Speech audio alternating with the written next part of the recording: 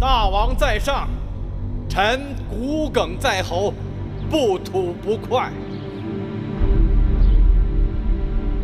割地赔款，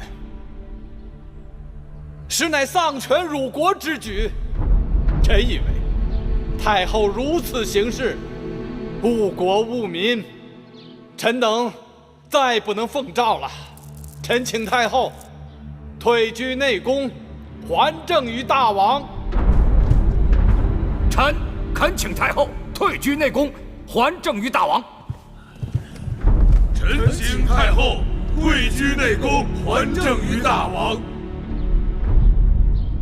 是让太后还政于大王。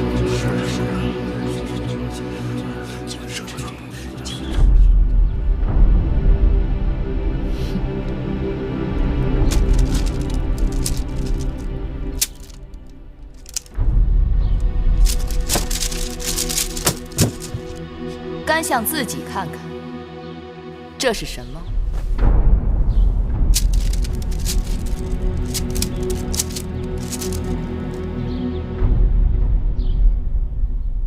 怎么不说话了？朕丧权辱国，朕误国误民。甘相自己私底下拟就的让各国退兵的条约，可是几乎把秦国卖得只剩个咸阳了。当日列国兵马在函谷关的时候，甘相又在何方？出了何力？常言道：“主忧臣劳，主辱臣死。”武王当任用无知匹夫，效蛮力举鼎身亡。你身为右相，罪当如何？甘茂虽为右相，但无法劝阻君王，所以到了今日，目睹朝堂混乱，才不得不谏言。太后聘击司臣，乃国之乱象也。太后若继续贪恋权力，秦国必将大乱。臣请太后还政于大王，有何过错？秦国内忧外患，你无能御外敌平内乱。如今诸侯兵马退去，你倒会上下串联，要挟君王。如此无德无才无耻无能之人，你还敢立于朝堂吗？殿前武士，在，把他给朕逐出朝堂。是。慢！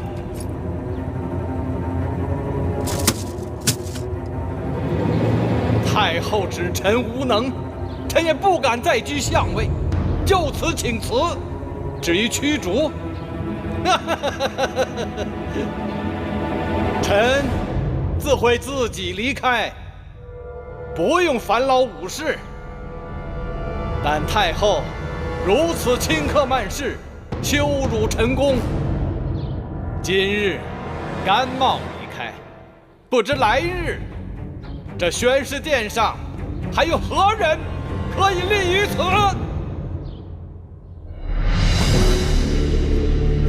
甘相，你不能走啊！太后，甘相不能走啊！微臣请太后三思。臣请太后三思啊！太后三思啊！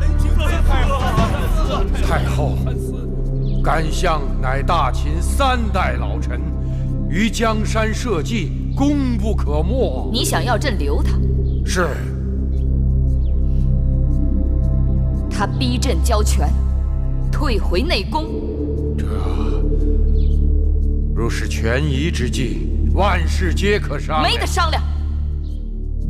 初离子说，甘茂是3代老臣，可朕看他是朝廷的3代庸居。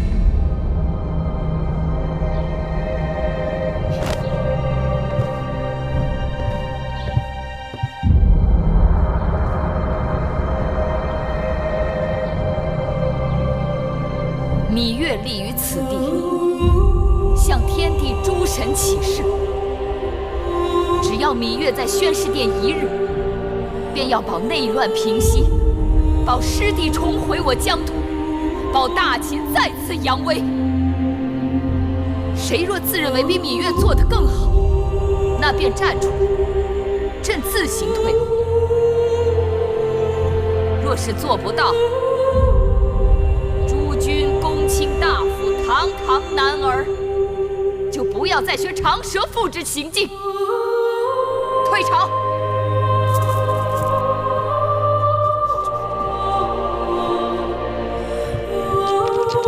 楚离子，此事你不能不管呐！就是不能不管了，不能不管呐！不能不管。诸位卿大夫，先回去吧。老夫定会向太后再三陈情。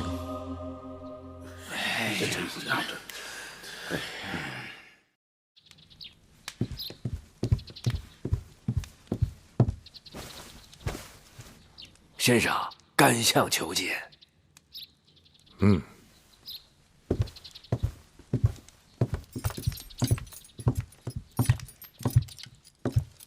干相不敢当，楚离子。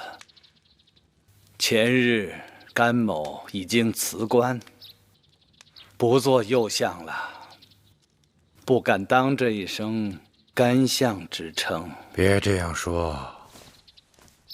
干相请坐。老夫正在上书太后，尽力说服太后挽留干相。甘茂本是才疏学浅之人，蒙惠文王、武王两位君王的恩宠，拜以右相之位，以国事相托。虽然不能够完全胜任，却也是兢兢业业，不敢有丝毫怠慢。干相不必再说了。恕甘茂直言，芈氏那妇人是大秦的祸星，她居然大坏纲常礼仪，把自己的寝宫都交给了胡人。后宫之事，似乎不该干相染指。眼下我与那芈氏太后，是她留，我不留。听说那日我走后，他曾在宣誓殿上扬言，谁若自以为能比他做得更好，便站出来，他自行退后。甘茂不才，但敢冒天下之大不韪，自荐能比他做得更好。哦，干相说说。只要让那芈氏退居内宫，甘茂便能让大秦罢内乱，停内战，休生养息。干相有把握劝诸公子归降？有。干相请讲，老夫洗耳恭听。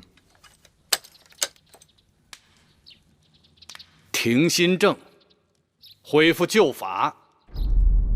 只要将诸公子们目前所占有的土地作为封地，赐给他们永久所有，答应爵位可以世袭，并绝不在秦国设立郡县，实行周天子之法。我愿意四处奔波，说服诸公子上表称臣。如此破玉为残，把秦国让诸公子们瓜分成大小碎片，那先王和太后对将士们的承诺岂不落空？君行制，臣行义。我们身为臣子的，为君王效命，受君王封赏，乃是公平交易。君王为社稷着想，臣子们要为自己的家族考量。有些时候，君王让些权益给臣子们也是应该的。在下不敢苟同。秦国为了实行商君新政，毅然牺牲良多。如果废除新法，恢复旧制，那以前的牺牲将付之东流，大秦对列国的优势也将丧失殆尽。难道你真认为秦国对列国有优势可言吗？列国征战数百年，却齐心协力，三番两次联兵函谷关下。除了秦国之外，还有哪个国家能让其他各国这样斩断夙愿而进行围剿？因为秦国搞的是秦法新政，他打破了列国数百年虽有征战，但实力基本伯仲之间的平衡。没有人能够容忍异端邪说国家的强大，所以必欲除之而后快。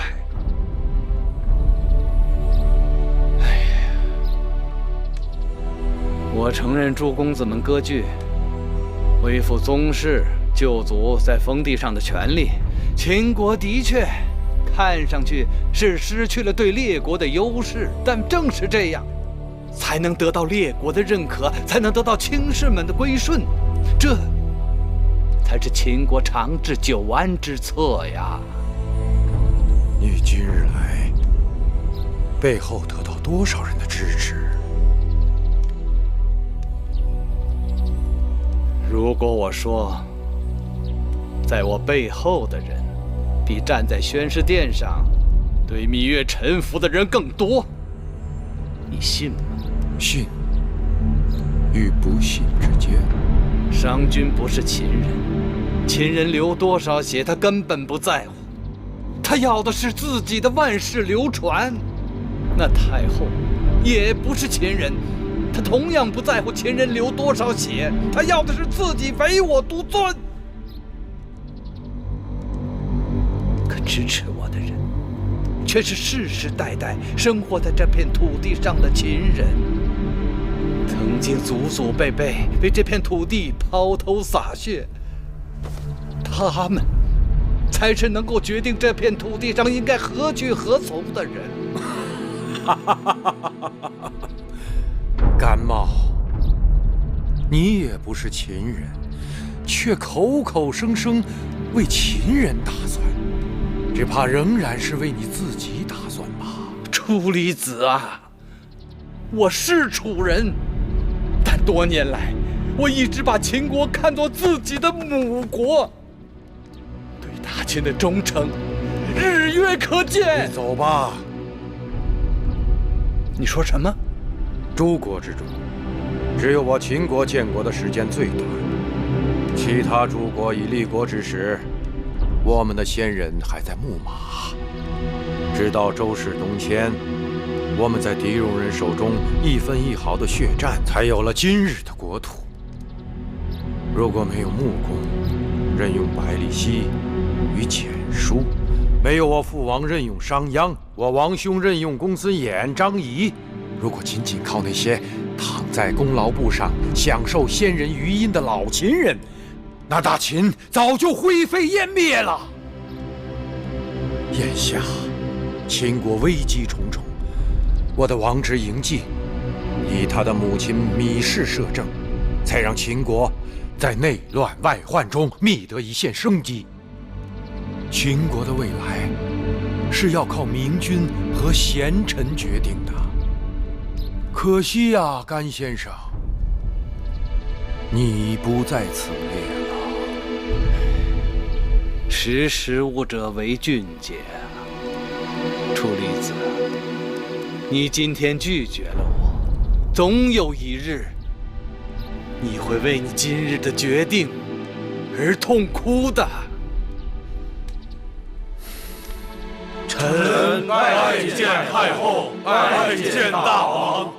朱清免礼。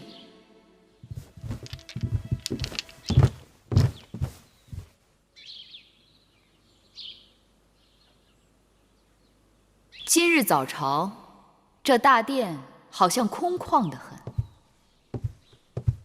禀太后，这几日臣子当中，有不少人抱恙告假了。哦，朕并未听说这咸阳城里发了瘟疫，这么多人一下子都病倒了，难免叫人担心呢。楚离子，在。你让太医院的太医逐个到这些个病了的朝臣府上去诊治。朕估计有些人得的都是难以治愈的心病，既然如此，那就让他们在家中安心休养，不在其位，不谋其职，不尽其责。我看他们就再也不必到这宣誓殿来劳心劳神了。太后圣明，太后圣明。养兵千日，用兵一时。惠后对你们的恩惠，要在今日报效了。是。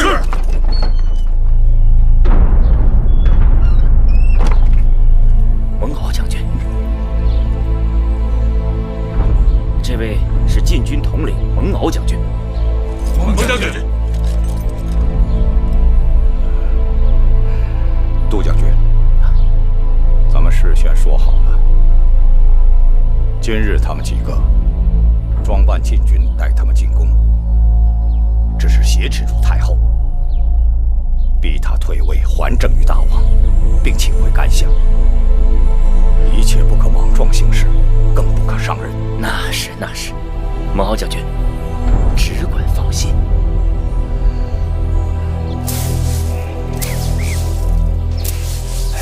听说了吗？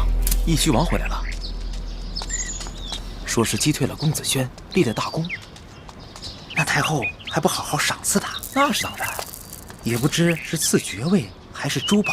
哎，爵位珠宝算个什么？太后已经把自己都献给那个胡人了。大胆！寡人最恨干活偷奸耍滑的人，罚你们把铜饮的水喝干净，若有一滴残留，就割了你们的舌头。是大王。走，大王要去哪儿？交房殿。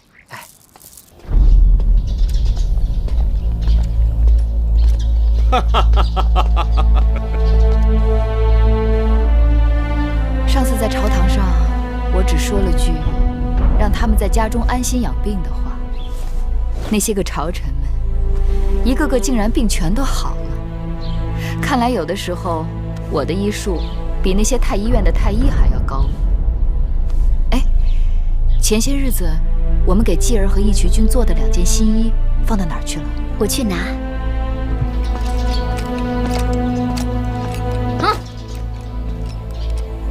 你来这干什么？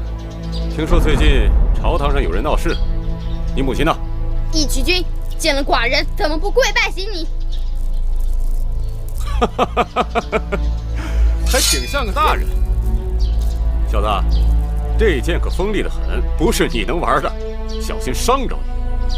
快进去，告诉你母后我来了。你听着，这是咸阳，不是你们义渠。既然到了咸阳，就要遵循大秦的国法。外臣要入朝就要奏请，得到批准才能进宫。更何况辽进的是我母后的寝宫。我要偏进呢。问我的剑，就凭你啊！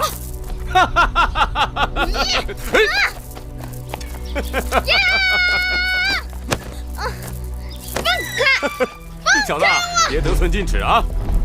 义渠君，继儿，月儿。义渠君，你没事吧？你儿子想要我的命啊！这定是误会。你看见了，这流的可是血！哼！义渠君，母后，母后！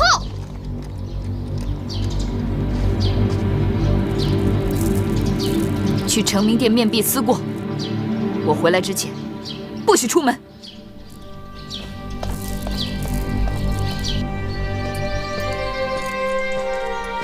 义渠君，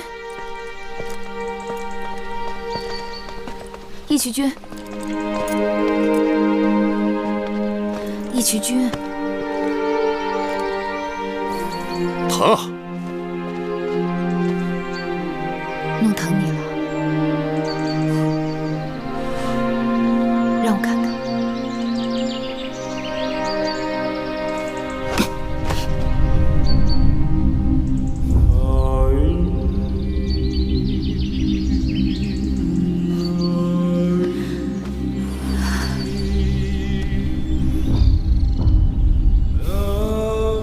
你看你这个人，伤口还在流血呢。你还知道关心我？我以为你这个太后早就把我忘了。继儿还是个小孩子呢，你跟他怄什么气？哼，我可没跟他怄气。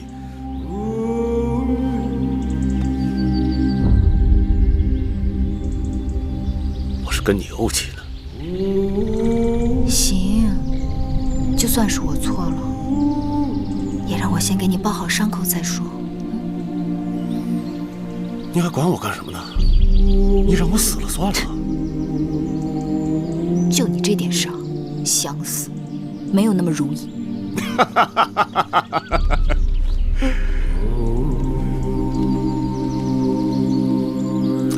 月儿，叫我翟丽。我知道你叫翟丽。我这个名字啊，是一个秦人给我起的。他说我们是翟戎中的一支，所以以翟为姓。你知道吗？我这个义渠的名字译成你们的意思，就是黑马驹子的意思。他说黑马就叫离。黑马驹子？对啊，我出生那会儿，马厩里刚好也生了一匹黑马，所以我母亲就给我起了这个名字。你眼下也是匹黑马驹子，而且是匹野马，一点小事就犯倔脾气。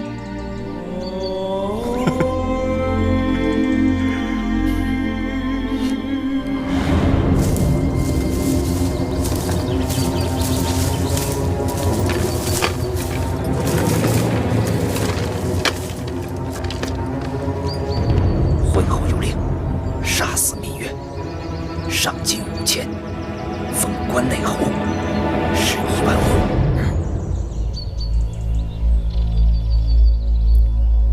别叫我义渠君了，叫我的名字。翟丽，黑马驹子。对，再叫黑马驹子。大点声。黑马驹子。再叫黑马驹子。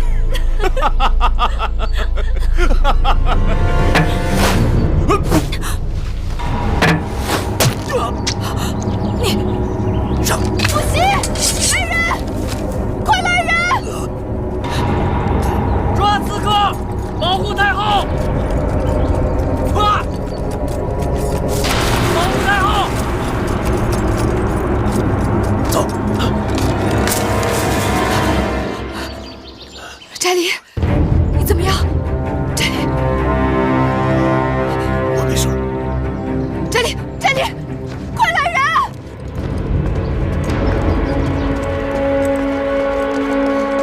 大人，太后如何？太后无恙，但是义渠君受了重伤，太医已经赶到了，正在给他疗伤呢。宫里怎么发生这种事？那些杀手都穿着禁军的衣裳，这事儿肯定跟禁军有关。如今掌管禁军的首领该是蒙敖将军。正是。把蒙敖给我抓起来！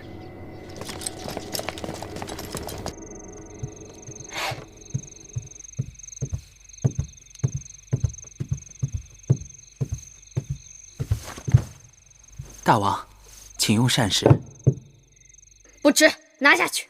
大王，饮食有序，不食伤身呐。多事。我母后回来没有？我问你，我母后回来没有？哦，刚回来。我去找母后。大王，你还是别去了。怎么了？太后在宫内遇上了刺客，幸亏义渠君替太后挡了一剑，但义渠君却身受重伤。他死了吗？没有，只是如今他住进了哪了？住进了太后的寝宫。什么？大王，您别去！太后让您在承明殿面壁思过，她还没允准您出去，您不能出去啊！他算什么东西？敢住进我母后的寝宫，他也配？早知道当时我就该一剑杀了他。大王，您不是不知道，他几次救了太后的命。这次义渠君伤了很重，亏得义渠君身子强壮，太医又医治的及时，不然的话。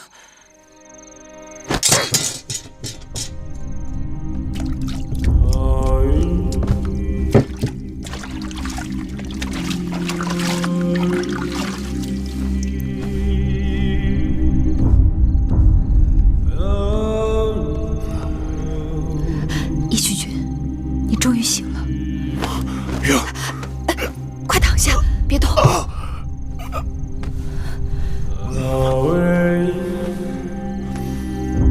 你的伤，太医已经处理过了，没有大碍，放心吧。啊，你没事吧？我没事。太后，查到什么了？雍大人查出，刺客背后的主使之人是惠后和公子华。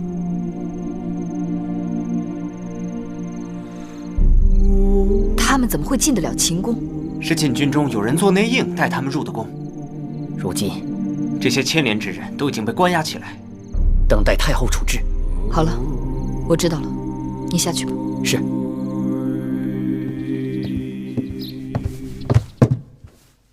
惠后，公子，微臣惭愧，没有杀掉芈月，只是重伤了那义渠人。怎么老是失手啊？那个义渠君多次坏我大事，早能除掉他就好了。蒙敖和手下被抓，禁军人心动荡，也说不定咸阳会出乱子。如此说来，虽未刺杀芈月成功，但若能酿起兵变，倒也是桩好事。母后，你看呢？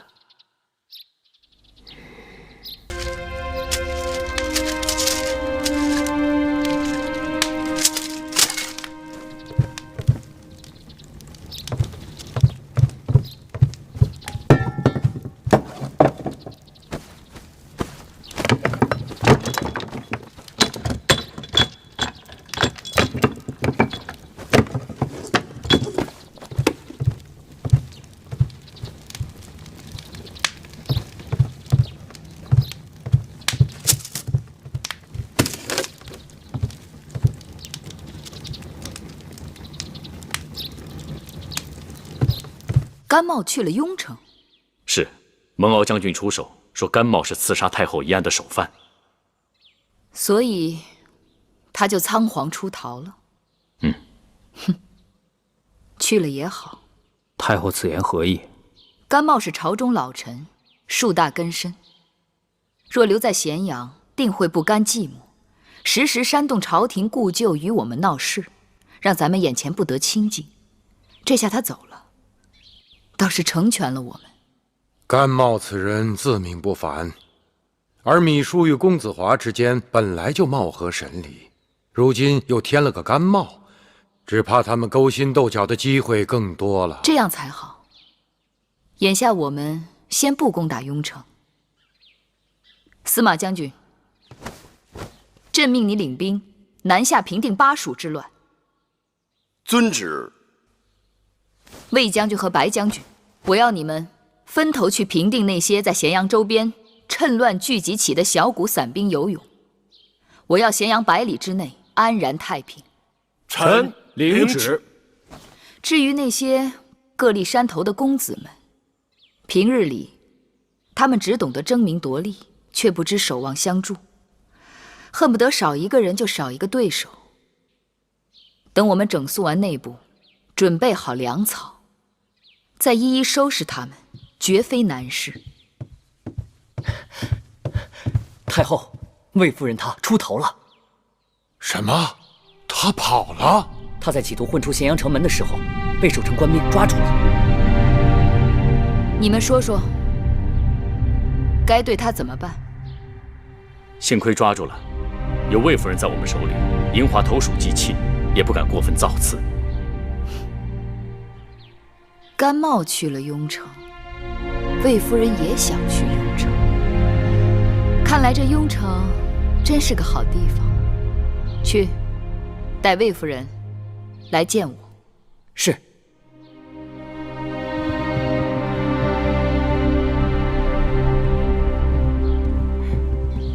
太后，魏夫人来了。见着太后还不下跪？不必了。木心在，给魏夫人烹茶去。是。你已经抓到我了，要杀要剐随你便，不必假惺惺的。魏夫人说的奇怪，我为何要杀你？坐。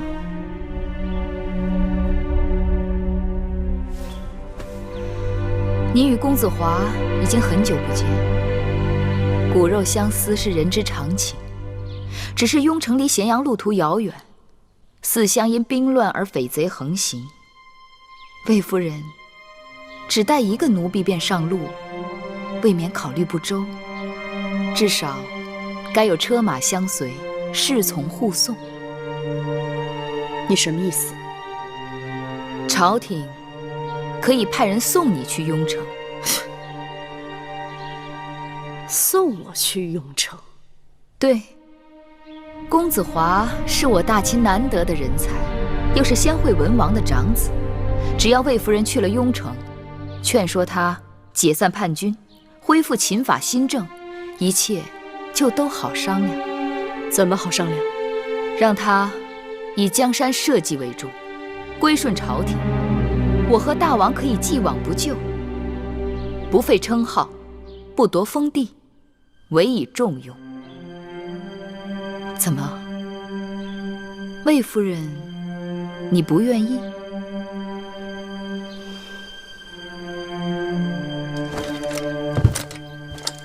臣甘茂拜见惠后。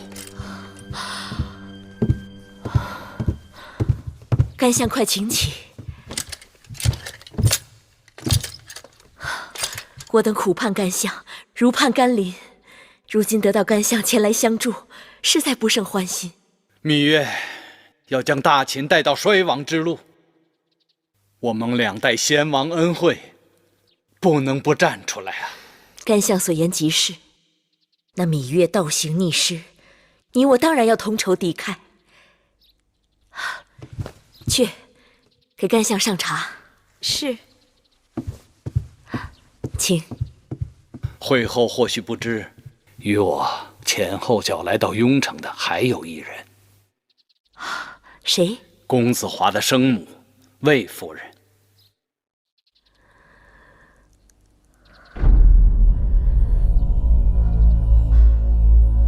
他怎么来了？谁让他来的？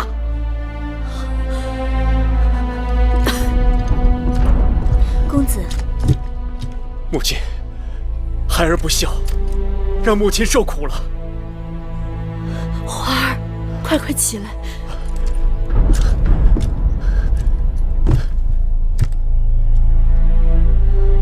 华儿，母亲，母亲逃出咸阳，平安到达雍城，真是孩儿的幸运。华儿这话错了，母亲是被王军的人马护送到雍城的。芈月？是啊，他送我来，希望我能说动你罢兵，归顺朝廷。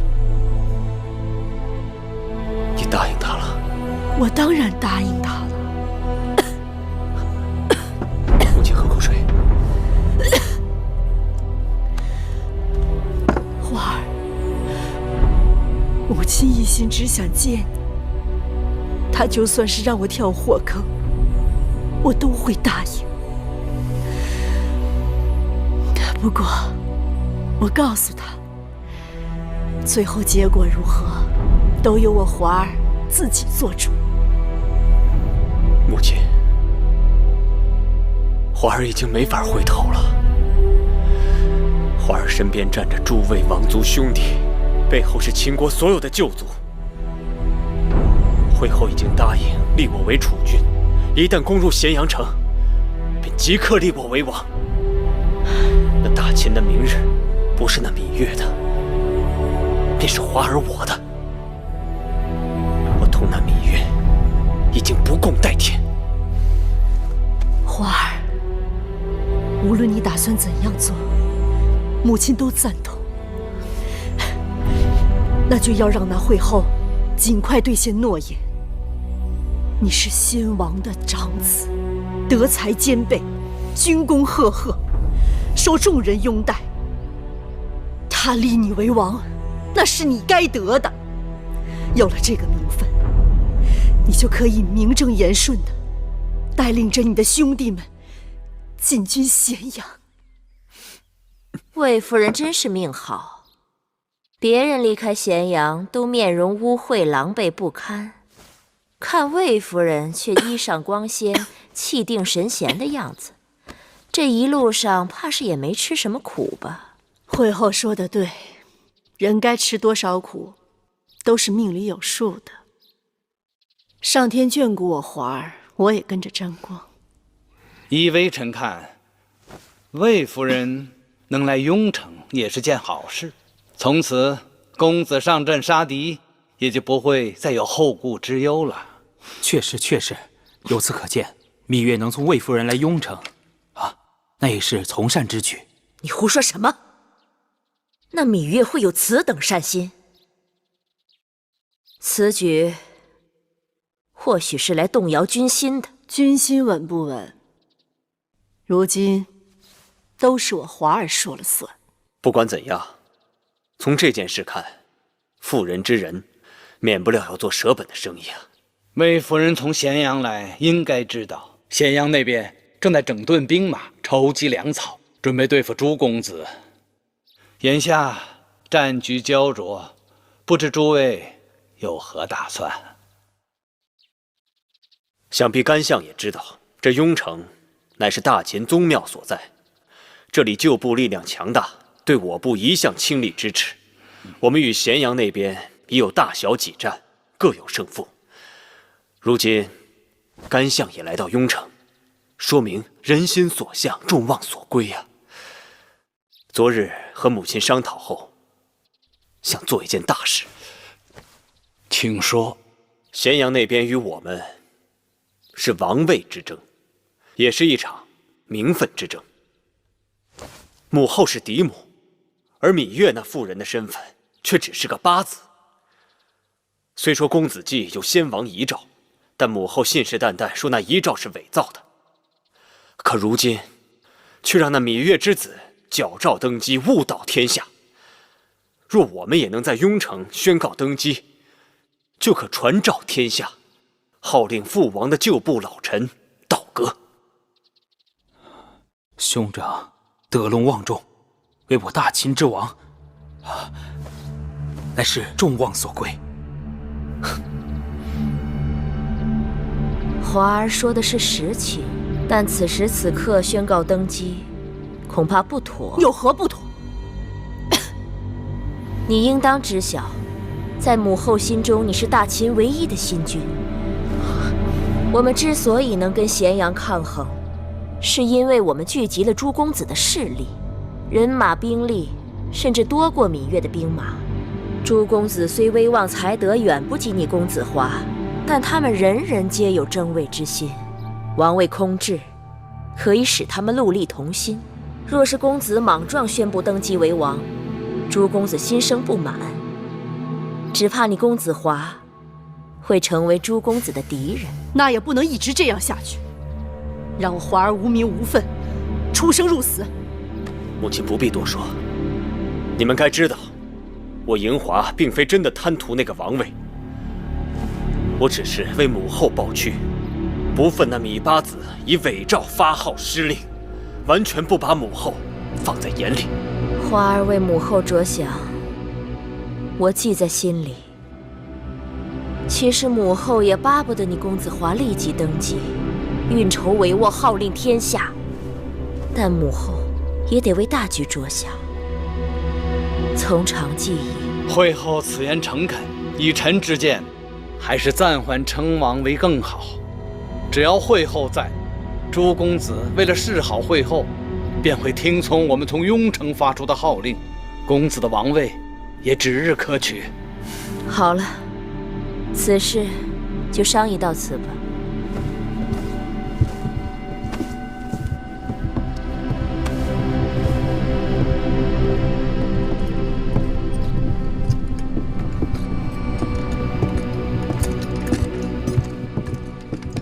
花儿，千万不要上他们的当，他们都是虚情假意，用好话来蒙骗你的。孩儿看得清清楚楚，他们想让我带兵进攻咸阳，我却偏偏在雍城按兵不动，看他们能怎么样？干嘛不等身子好利索了？魏冉、白起他们在阵前厮杀，我却在这儿白吃白喝的。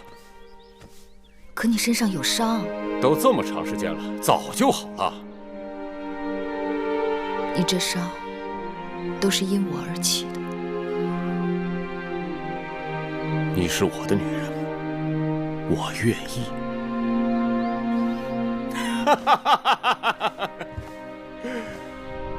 眼下我就是想把你割让给韩国、楚国的城池土地都拿回来，省得那些老家伙们在朝堂上鼓噪个没完。别的倒也罢了，那连接巴蜀的上庸之地，是秦楚必争之地，凝聚着几代秦国君王的心血，由我手里交出去，的确心痛。你放心，他们拿你的东西，翟离让他们加倍奉还。刀剑无情，你自己要小心。你放心吧，这次只是去巴蜀给你们司马错将军做援军，风险不大。再说了，在当今世上，能在战场上杀死我翟离的人，还没出世呢。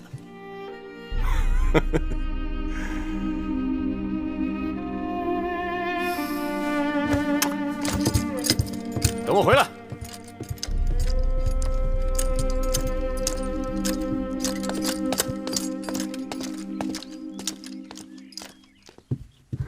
太后，大王来了。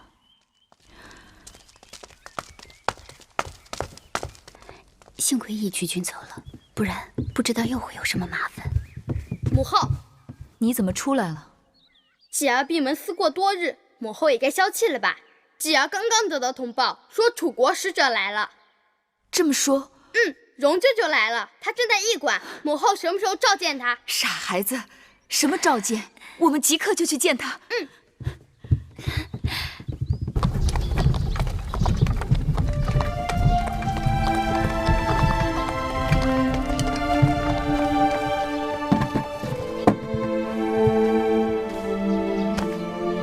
拜见太后，拜见大王。人在哪儿？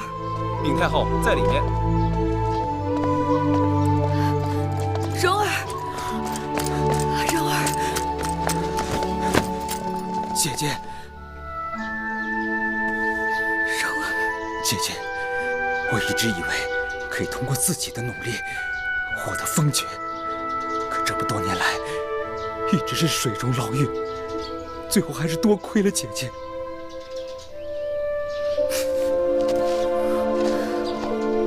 知道你在楚国受苦，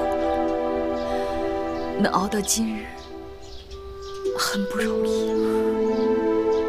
姐姐，你知道吗？我多次在梦中惊醒，我怕再也见不到你了。亏得少司命垂怜，鬼谷和娘亲若是知道我们能团圆了，说不定有多高兴呢。继儿从前有个冉舅舅，现在又多了一个荣舅舅，义渠那边还有个白起舅舅，秦国如虎添翼。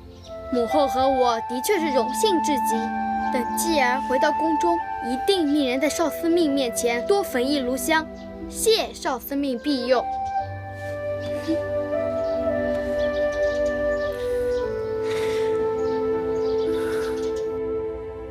雍城那边这几个月来一直按兵不动，眼下秋粮丰收，王军征兵买马，草粮充沛，义渠军相助，司马错在巴蜀平乱顺利。诸公子当中，魏良人的儿子公子池已率先向朝廷表示归降，其他公子也有人悄悄向朝廷表示了归顺之心。因朝廷下旨，凡宗室旧族支持公子们造反者，一律取消爵禄和暗例供给。旧族们开始与叛军疏远，诸公子闹事的气焰日渐式微。楚离子，你看呢？是时候了。好，你是大宗伯，掌管宗室之事，平日里又与众公子们多有来往，就由你即刻写信给诸公子，就说大王与他们本属骨肉至亲，他们割据造反也是为了自保，所以既往不咎。大秦儿郎不能自相残杀，徒为亲痛仇快。请他们回咸阳，共佐大王。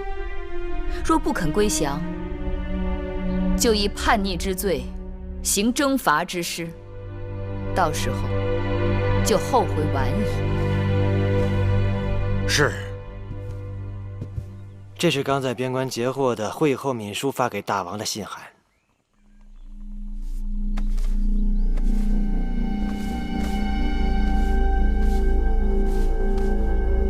不好好的待在咸阳养病，却跑到雍城来谋反。眼下秦楚联姻在即，这不是成事不足败事有余吗？此刻，我可不想听到任何会影响我家紫兰和秦国联姻的坏消息。是。莲儿，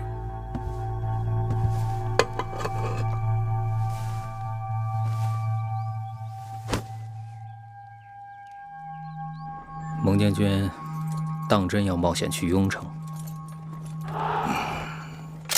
蒙敖，承太后不杀之恩，悔不该当日做出那些糊涂之事。眼下雍城的旧部仍然在走我以前的错路，蒙敖不忍看兄弟们自相残杀去送死。如能劝他们归降太后，于公于私都是好事啊。好。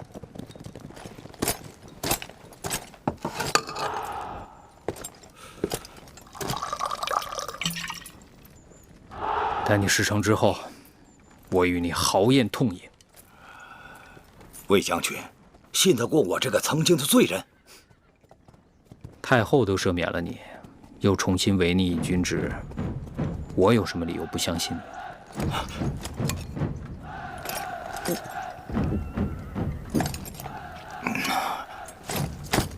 末将告辞。后会有期。芈八子在宣誓殿已经坐稳，就要对我们动手了。可那公子华却以各种口实百般推诿，至今按兵不动。咸阳正在调集兵马，要征伐诸公子。我们的时间不多了，为今之计，我们必须收拢人心。我想以会后之名通告天下，请诸公子到雍城聚集，由公子华为主帅，共讨咸阳贼兵。好，就照甘相说的这么去做。恐怕诸公子们见不到好处，不肯来呀。甘相以为我还能给他们什么好处？粮草、钱财，还是封地？这些好处得通通拿下咸阳城才有。眼下就是两手攥空拳。问题的关键还在营华。这个营华还在跟我讨价还价。我知道他想要什么，权衡轻重。看来这次我是不得不给他了。大战在即，会后必须速做决断。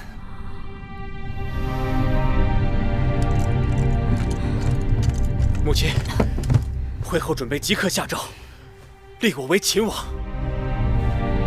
会后要立你为王了，太好了，太好了！终于盼到这一日了，华儿，你是大王了！你当了大王，出征讨伐贼子，也好出师有名，号令天下，招抚王君归降。母亲，母亲，母亲！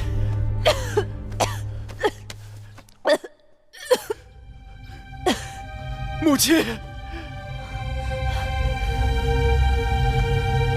花儿，你是大王了。母亲，你是大王了。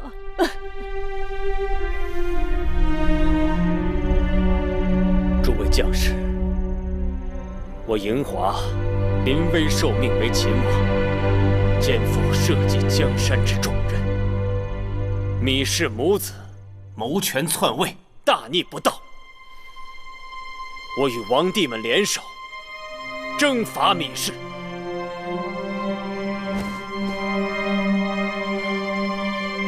诸位若能助我成就大业，当裂土封疆，绝不相负。谨听大王之命。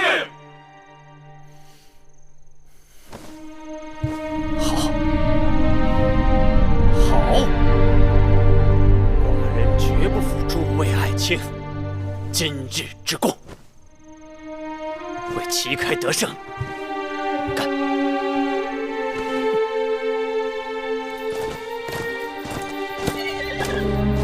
你们跟着我蒙骜出生入死多年，我想跟你们说几句心里话。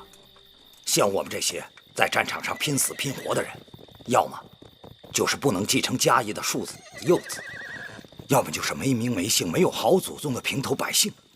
就算公子华他得了王位，他还是恢复旧制，可我们又能得到什么呢？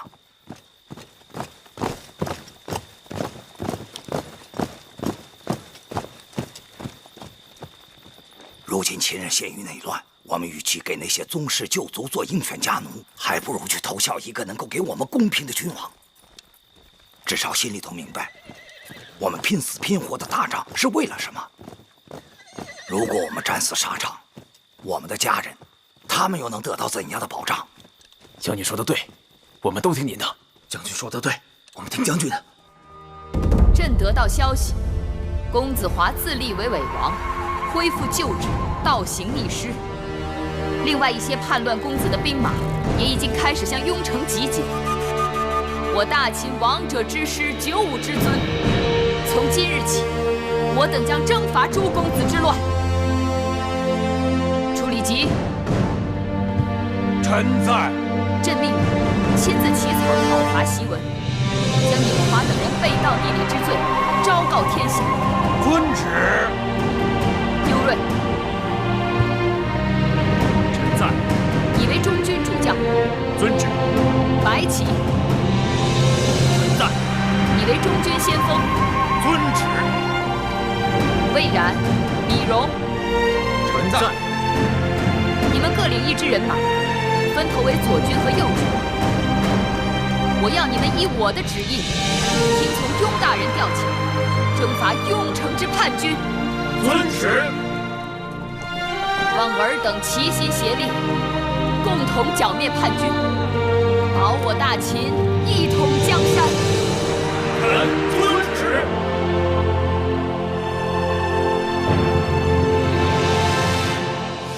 真好。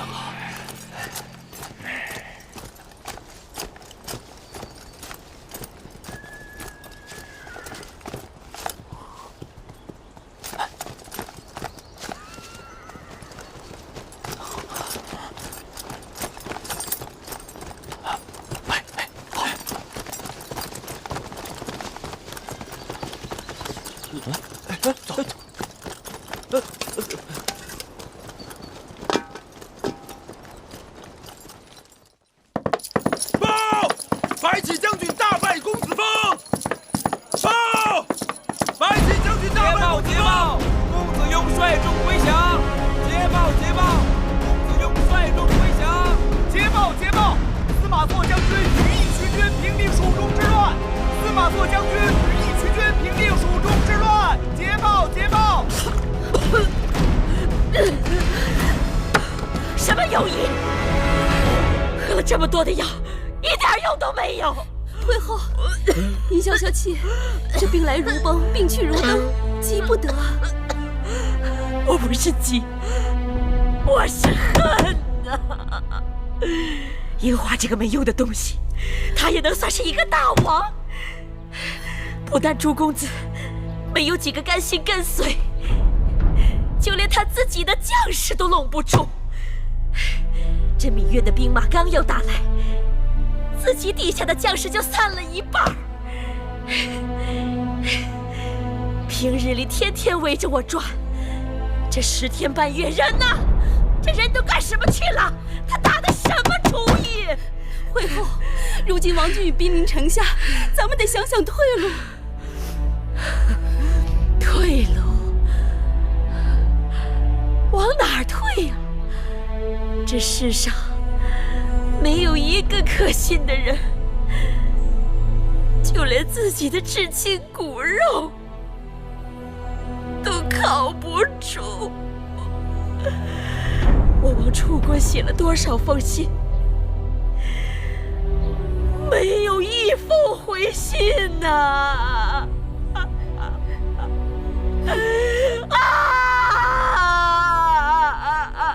没有一封回信呐！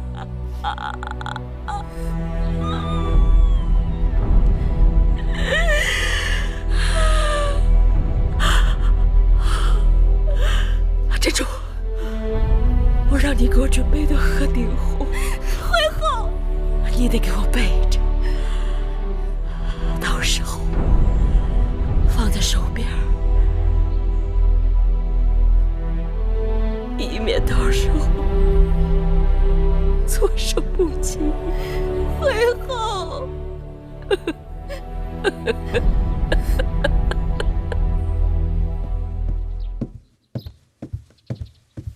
夫人，这是您的凤冠。大王真是孝顺，让雍城最好的缝纫绣娘做出来的嫡衣，一点不比咸阳宫里头的差。这会不会僭越了规制啊？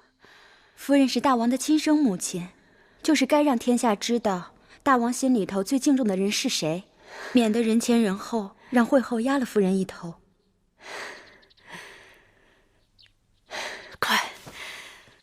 快扶我起来！夫人，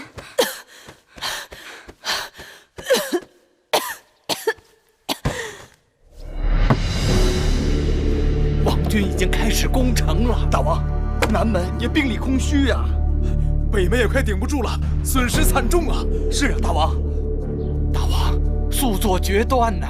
大王，大王，王军已经是魏雅和白起的人马已经破城而入了啊！这大王，怎么办？大王，莫慌，你们几个快随寡人冲出去！是。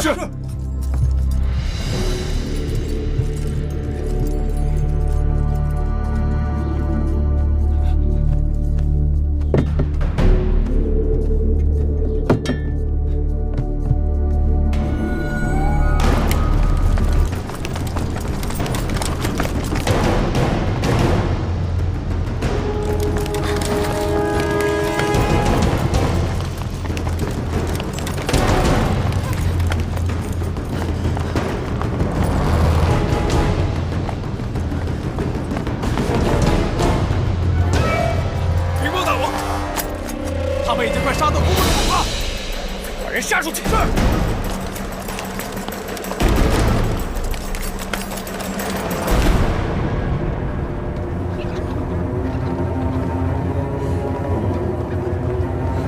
先生，咱们这是去哪儿啊？魏国。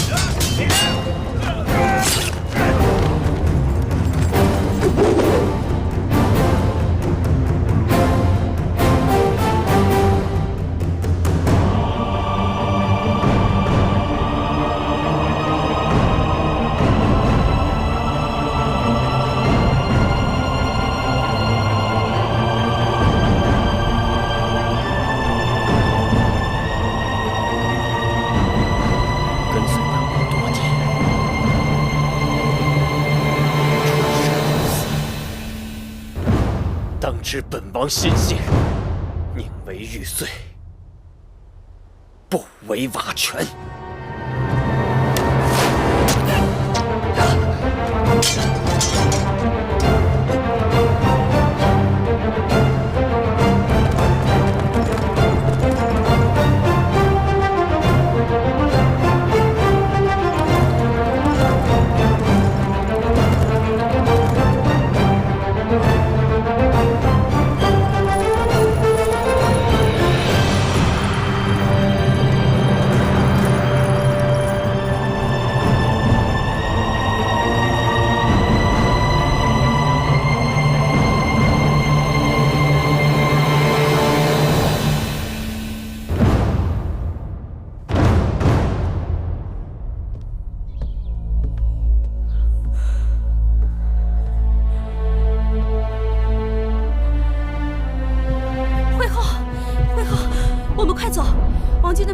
杀进雍城了。公子华呢？干相呢？公子华生死不明，干相也不知去向。惠后，我们快走啊！我让你准备的鹤顶红呢？给我，给我！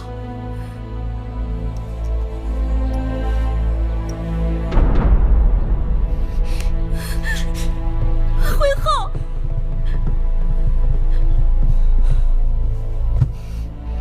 惠后。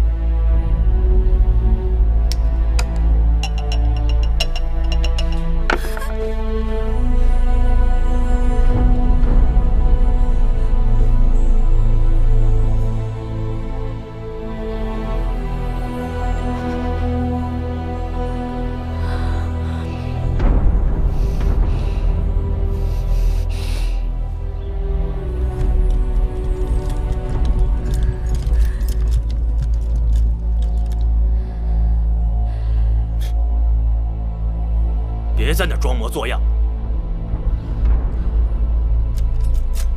请吧。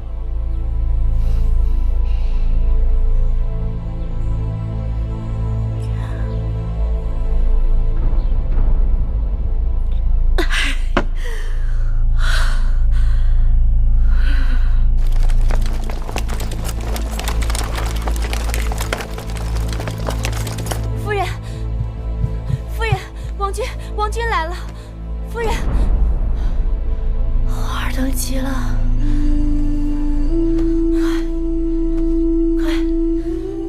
快把我的笛衣拿过来。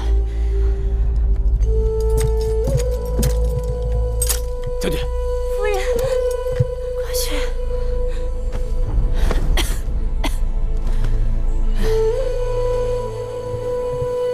笛衣。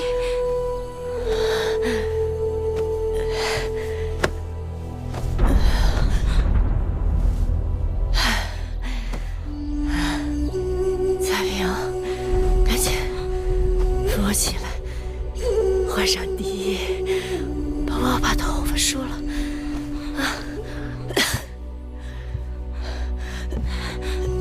夫人，夫人，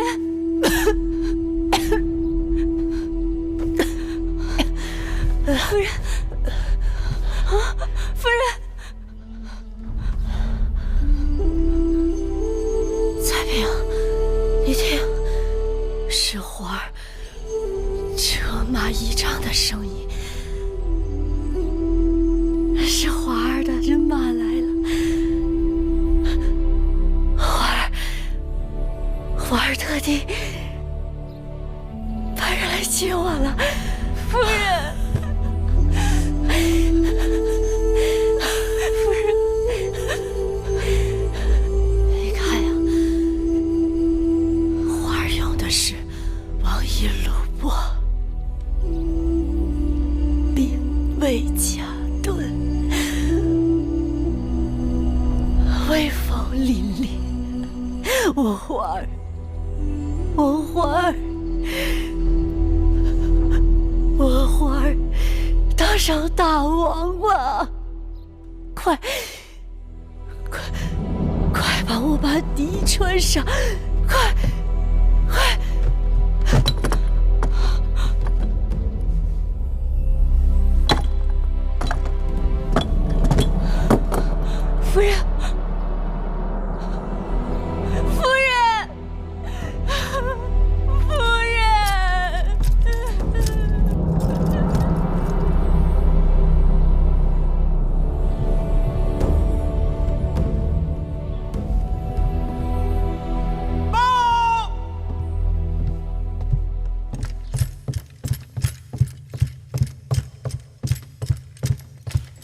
禀大王太后，我王军攻下雍城，生擒公子华和芈书，诸公子之乱就此平息。臣恭贺大王，恭贺太后，兴起大秦社稷，从此四海升平，八方宁静，万国来朝，千秋太平。自此，在秦武王嬴荡死后，被史书上称为季军之乱的秦国3年内乱彻底平定。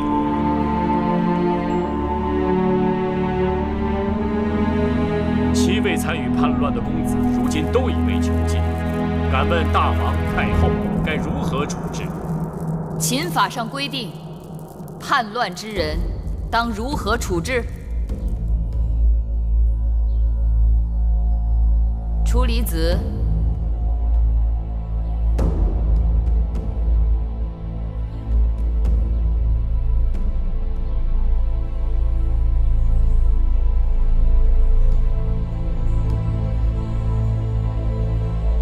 司马将军。臣在。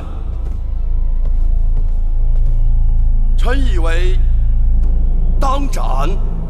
不可。有何不可？他们都是先王之子，纵有罪行，怎可与庶民同责罚？是啊，都是公子王孙，纵然是谋反，成者为王，败者只是不关痛痒的轻罚几下。江山社稷成了他们手中的玩物，全然不顾祖宗庙堂使路出没，8乡4野豺狼横行。3、5年后，他们高兴了再反一次。谁在意生灵涂炭、哀鸿遍野、民不聊生？不让他们付出代价，造反在我大秦便永远如同儿戏。枉死几万兵士、数十万庶民，亦如大风吹过，片叶不沾。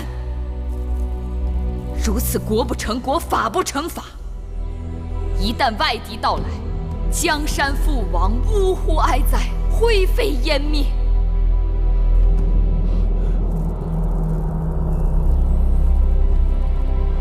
太后，老臣愿意监督他们，绝不让他们再生事端。楚离子，你已经多大年纪？他们多大？你能活得过他们？你要知道，今日我把此事放到朝堂上来讲，就是要给天下人一个警示：乱我大秦者，当如何下场？太后，赵廷尉，依国法论，全部处斩。太后，你若将诸公子处斩，老臣再不敢立于朝堂了。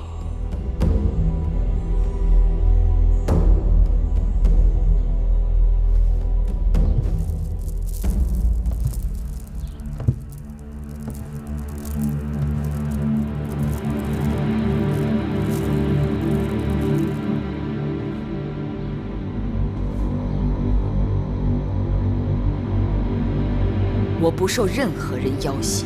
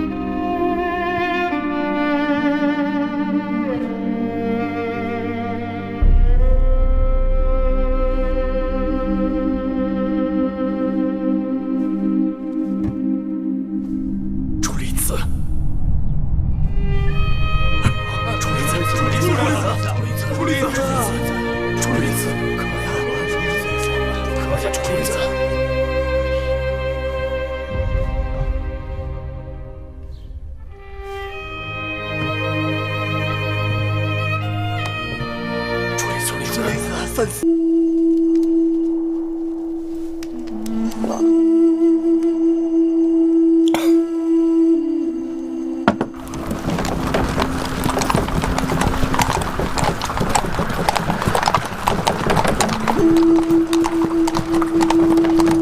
大姐，太后前来拜访初离子，恭迎太后。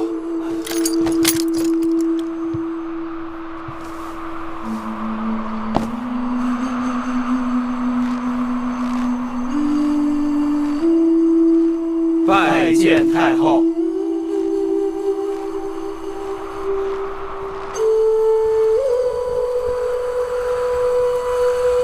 香儿、慧儿跟我进来，其他人在外面等着。是。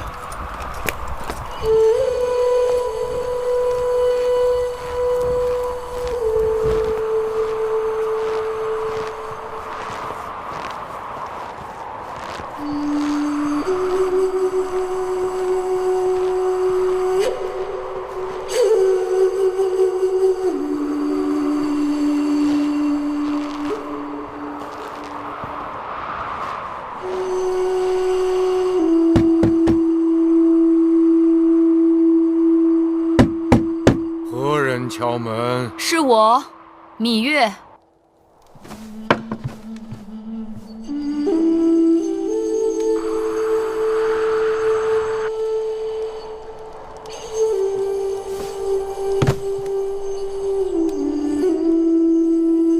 太后，天色已晚，请太后回宫吧。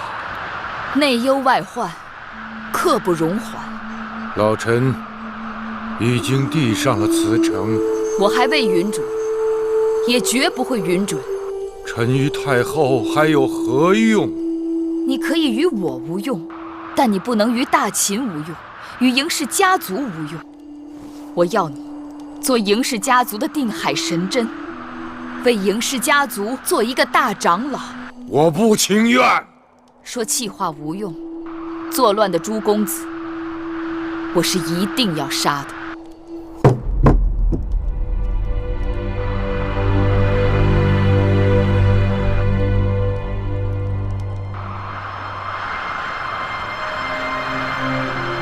从孝公开始，到先惠文王，秦国实行商君之法，纵然是王孙公子，无军功者不得受爵，就有权贵的势力要年年削弱。秦国的天下仍是嬴氏的天下，但谁作乱谁作死。嬴氏家族的子弟们需要一个有威望的长老去引导他们安分做人，用心做事，稳固大秦的社稷江山。臣老了，看不懂世事，料理不了朝政。太后，外面冰天雪地，天寒地冻，还是请太后回宫吧。不要紧，我在燕国见过比这更大的雪，更寒冷的夜。我会等你出来，与我一起议政。你一刻不出来，我等你一刻；你一夜不出来，我就等你一夜；你一世不出来，我就等你一世。我就不信你一辈子也不出来。太后如果自己愿意等，那老臣也不勉强。老臣要歇息了。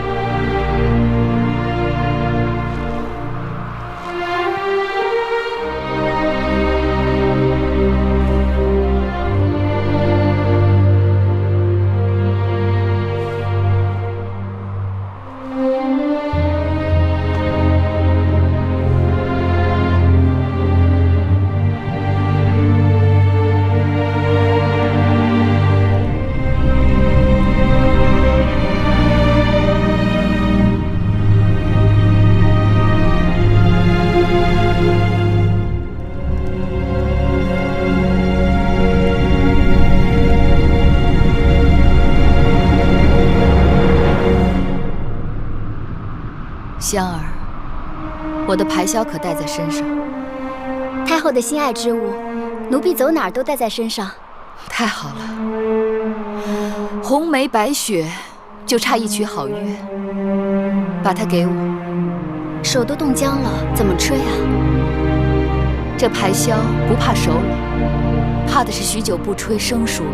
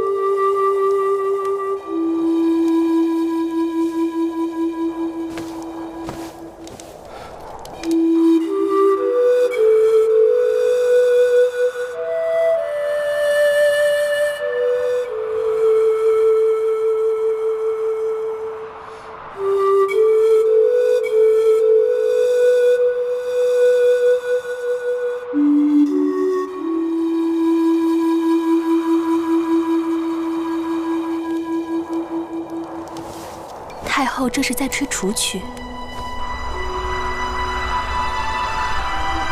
知道我为何独爱楚音，不仅因为那是乡音，更因为它能让我警醒。楚国曾是屈指可数的强国，却渐渐没落。为什么？就因为那些旧族们固守旧制旧法。 仅凭屈子一人无力回天。今日我若是从这院子里走出去，秦国就有可能倒退，重蹈那些败落之国的覆辙。有关法度国家大事，绝不可退让。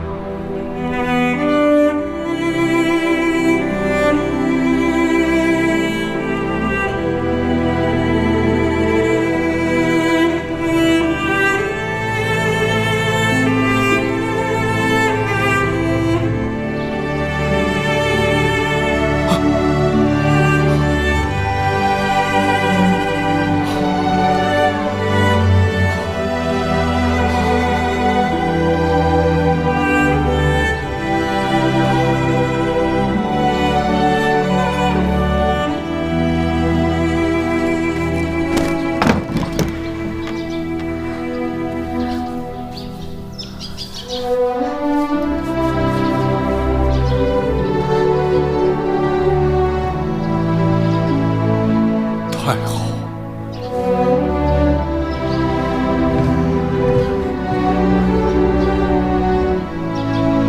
楚离子，你起得好早。来，起来，快起来！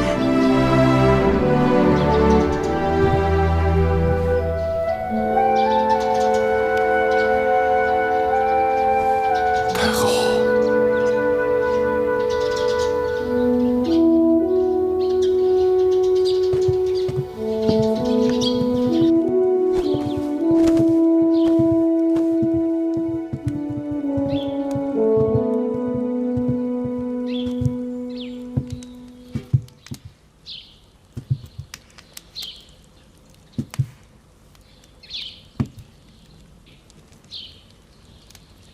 啊！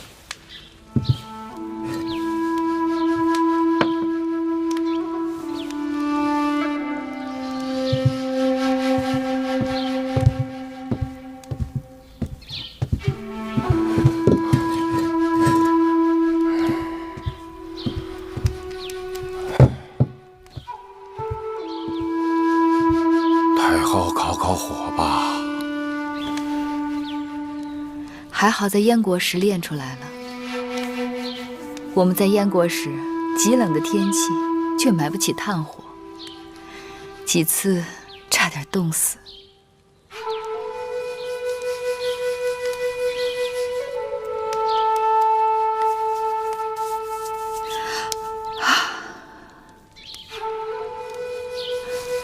楚离子，坐。你们两个也去取暖吧，让我的侍从送些热姜汤和早膳给太后。是。还是楚离子想得周到。老臣可不愿意做让太后生病的罪魁祸首。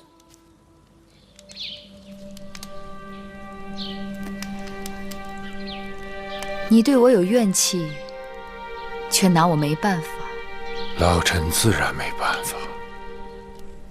老臣不及太后。你何事不及我？老臣聪明不及太后。错。若论聪明，世人都说智如初理。你不聪明，谁还敢说自己聪明？太后取笑老臣了。我的确不如你聪明，但你却拿我没办法，因为我能豁得出性命，吃得了辛苦。我虽出身王族，却一直被人踩在脚下，一无所有。我不墨守成规，也不怀挟偏见。我既能一掷决生死，又能一笑泯恩仇，这些你都不如。楚离子，你聪明，但你又太过聪明了。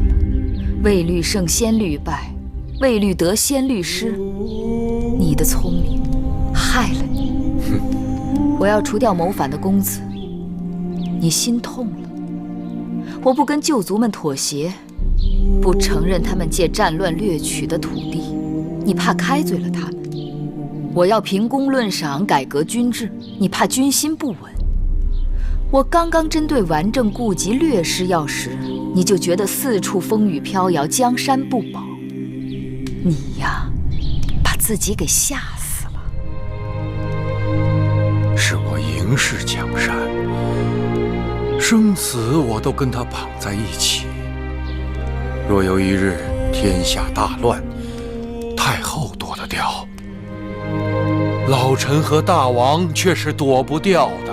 你若真心忧国忧民，就站到朝堂上去，不管谁妒国害民，都与他势如水火，不共戴天。可他们是我秦国的王族，嬴氏子孙呐。是啊，那些跟随他们的人，都还是秦国的老旧族呢。可是楚离子，你何不将眼光放远一些，想一想，若过10年、20年，有一日，秦国再也不分什么老秦人、新权贵，所有生活在我王旗底下的都是秦人，如同700年前，天下所有人都奉周天子号令一般。那一日，秦法取代今日的周礼，诸侯之间再无战争，四海归一，天下奉秦，国泰民安。楚离子，你可敢愿大秦有这样的一日？太后雄心虽好，谈何容易？别忘了，我秦国刚刚被人割去不少国土城池，还是太后您亲手所为。他们趁人之危，我要他们如何从我手里拿走的，就要如何还回来，并且要加倍奉还。他们不会任凭太后摆布的。不是？怎么知道？好，老臣愿与太后打一个赌，不敢说天下奉秦，老臣只盼望秦国能恢复到先惠文王的盛况。楚离子还是心有宏愿的人，天下奉齐是秦国的必将成就。或许你我有生之年见不到，但该要我们的儿孙替我们做。说到恢复先惠文王的基业，我与你10年为期，如何？老臣敢为太后鞠躬尽瘁，视太后为先相公惠文王。可如果10年期到，太后没有实现承诺，那太后就退居内宫，不能再行干政。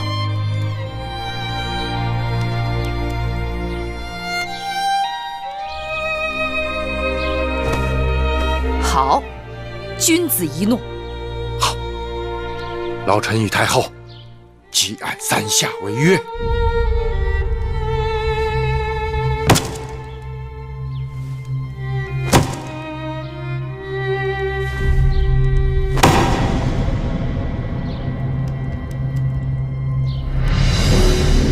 公元前305年，叛乱七公子在咸阳伏法，诸公子之乱就此平息。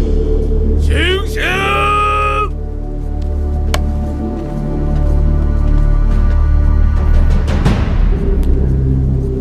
母亲，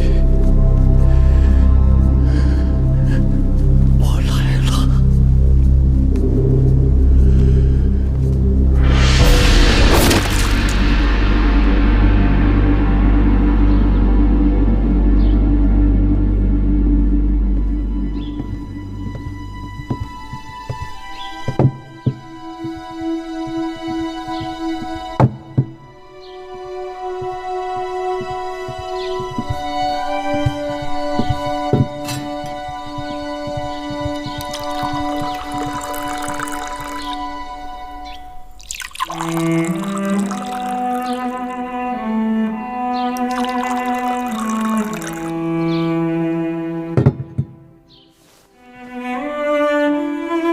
大王，我来看你了。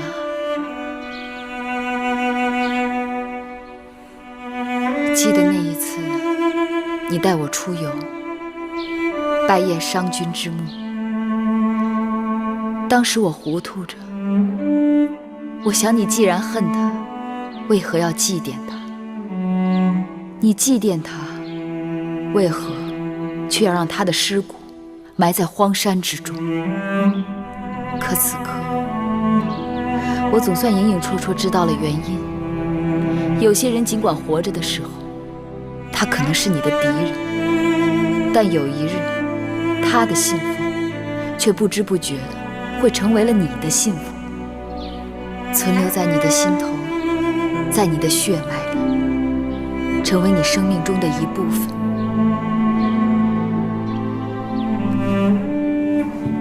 这杯酒就敬给那个让你爱恨交织的人。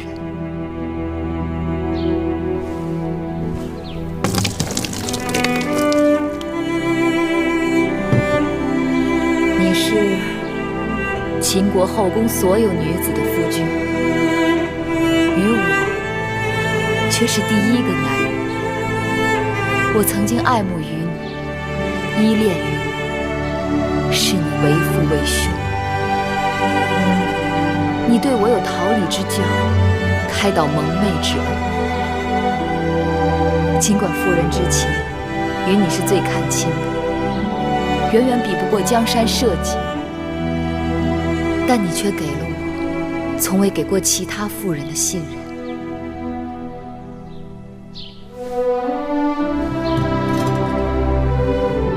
这第二杯酒，我敬你，谢你使我自重自信，从不妄自菲薄，才有了今日的秦国太后。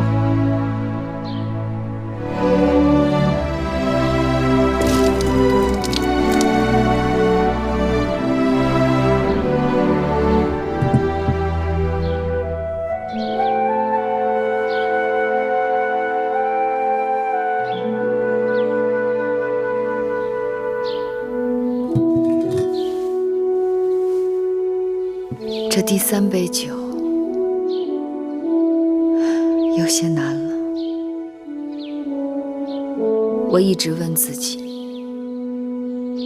倘若你在世，是否会情愿拿你那7个公子的性命，来换取秦国天下的长治久安，换取商君之政的重新推行？我狠心做了一件世人都觉得为难的事，但若是不做，只怕秦国就要为难。我今日站在这里，是想对你说，我所谋划的，正是你曾梦想过的王图霸业。有朝一日与地下相逢，我可以站在你面前对你说，我无愧于你大王嬴驷，无愧于嬴氏列祖列宗，无愧于秦国先驱的王陵。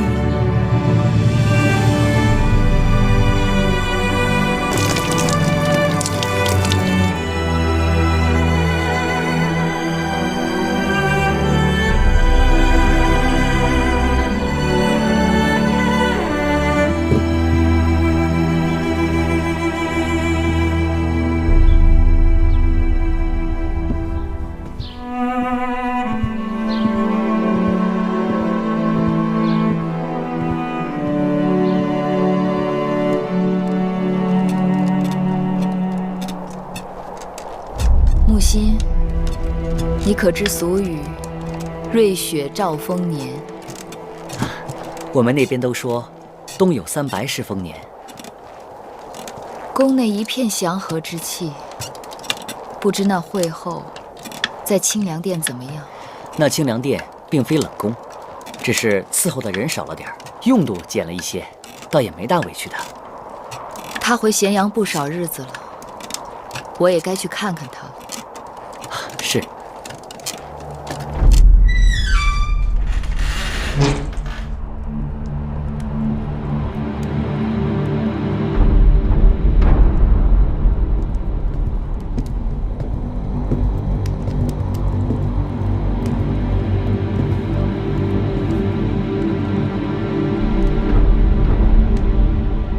太后来了，你怎敢不起身跪拜？我从未听说太后为何物，天下都知我是先惠文王原配之后，你口中的太后只不过是我的陪嫁应女。即便嬴稷继位称王，她仍旧是个应女。我是大秦唯一的惠后，只有我才是母后。痴心妄想，怎会没人告诉你？因为失德，你已经被废掉了尊位。大胆！想要废我尊位，也得等我到地下由先王来废，由不得你们。没关系，他不用跪我。即便废掉尊位，她仍是我的姐姐。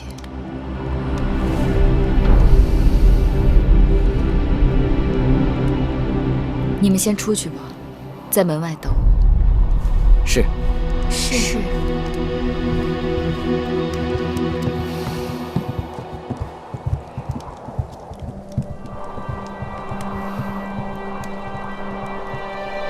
如今，你当上惠后了？不，惠后仍然是你。你不敢与我争。我早就告诉过你，我不想与你相争。只是你不肯信罢了。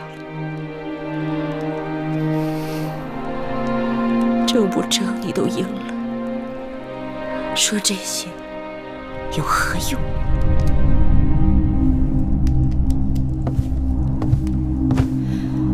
姐姐，你会放屁吗？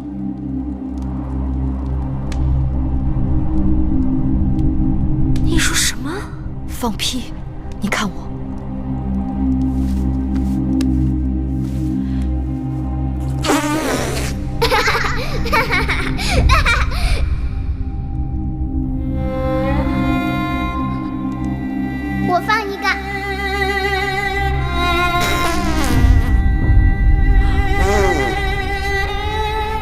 里放个连环屁。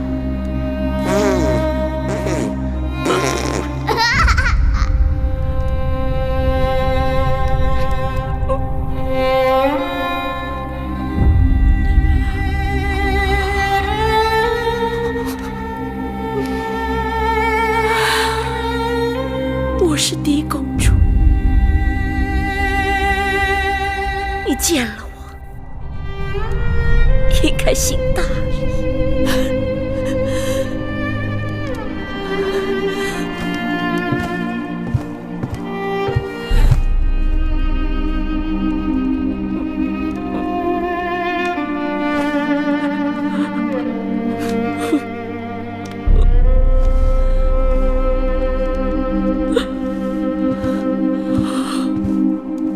向你行礼，你也该向我行礼了。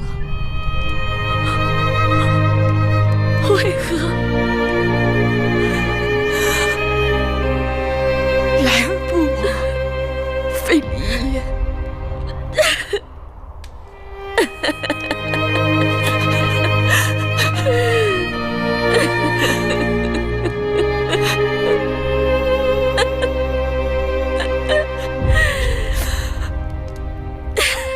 姐姐还没有忘记，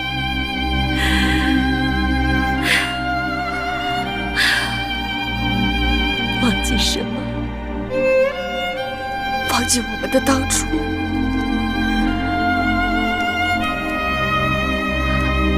那时候太小，什么都不懂。可是我们很快乐。那又如何？小孩子终究会长大，长大了，懂了，才知道人生无常，人心会变。假若能回到过去，姐姐是否愿意？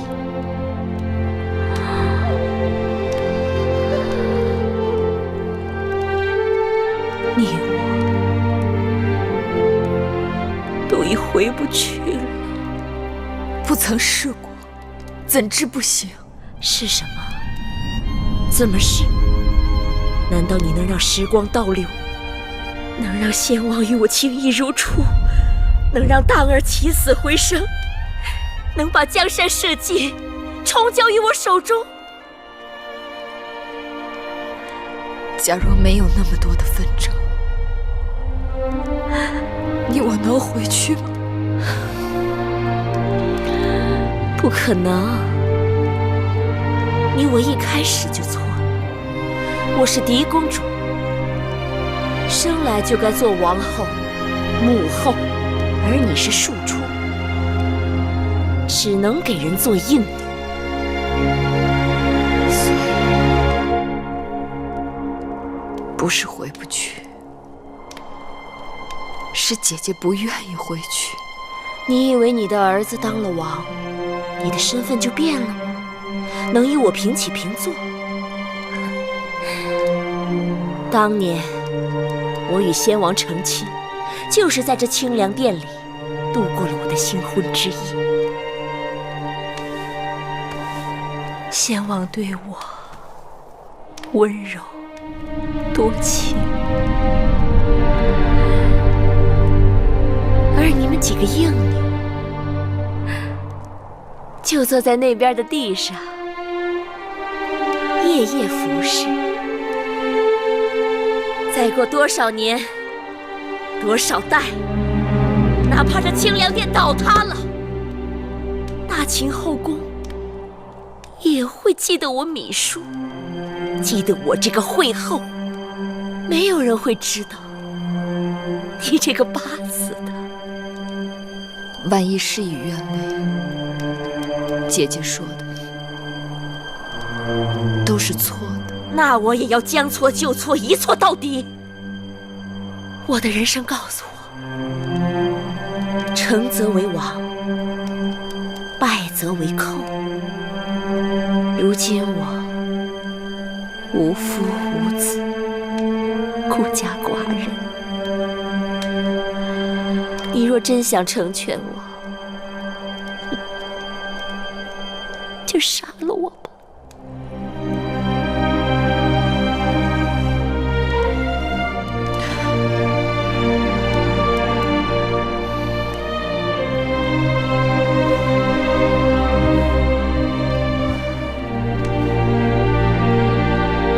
我不会杀你的。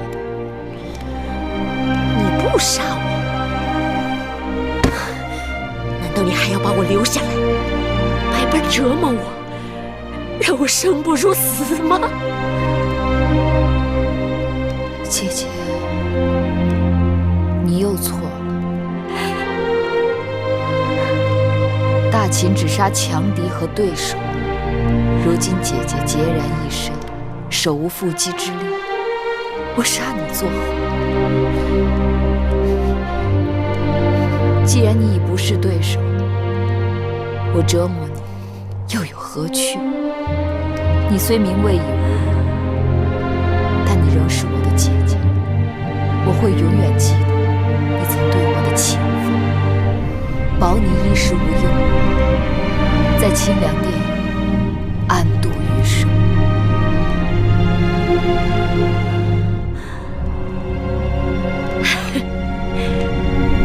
不，你是不敢杀我，我是敌，你是应，你不敢杀你的主子。你希冀你永远为主，我永远为奴；你高高在上，我沦落尘埃。可如今世道变了，我与你之间的一切到此已经全都结束了。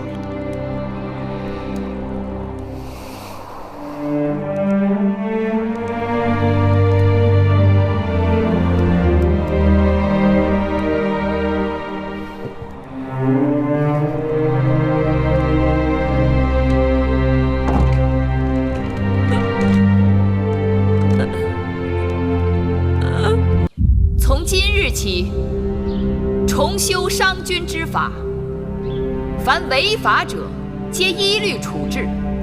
由初立吉主持清理井田，开立新的阡陌封疆；由魏冉主持清查兵籍，确认军功勋位；由雍瑞主持清查户籍，编定户口，重定赋税；由米荣主持颁布标准衡器，统一度量衡；由司马错主持蜀中事务；由白起主持戎狄异俗等事。谨遵太后之令。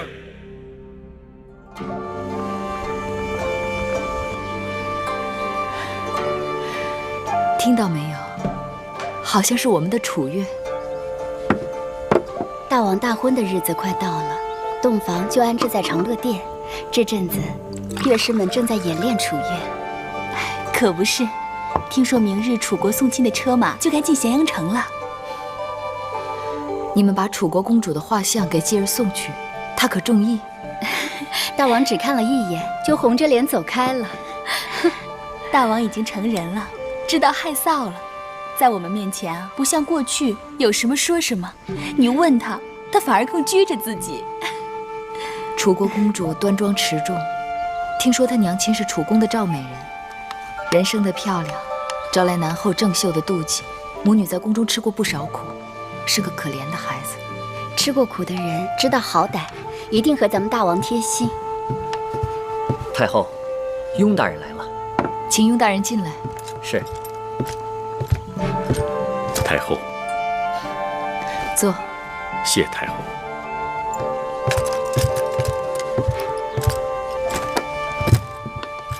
雍大人，请用茶。谢太后。太后可知道，楚国送亲的车马就要到咸阳了？驿馆那边可安排妥当？已经安排妥当。此外，楚国质子也随送亲的车马一起来了。这么说，他们真把太子恒送来了？是，与太子恒一同前来的还有楚国使臣。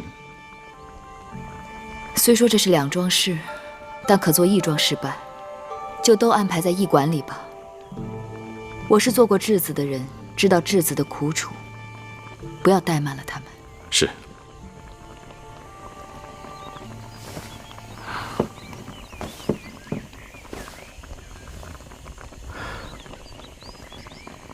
太后可想知道，陪太子恒一同前来的楚国使臣是谁吗？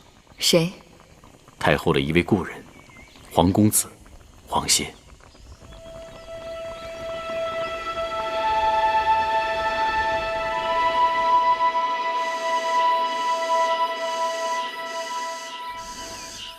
拿下去吧。太后只吃了这么一点点，是不是身子不舒服？要不然奴婢让太医来请个脉吧。不必了。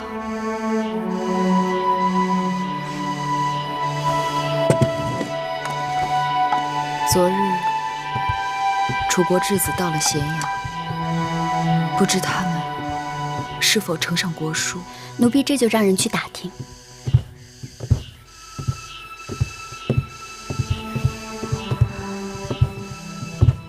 要不奴婢去驿馆看看。看看。月儿，哎，你这是怎么了？你不是应该在操练兵马吗？我突然想你了，就回来看看你。是出什么事了？没出事啊。啊，没事就好。月儿，我想让你陪我出城散散心。我出宫都不易，哪能说走就走？跟你去城外散心。这些年我们一直分多聚少，草原的女人那可都是跟着男人走的。别说傻话，我哪能丢下朝政跟你走？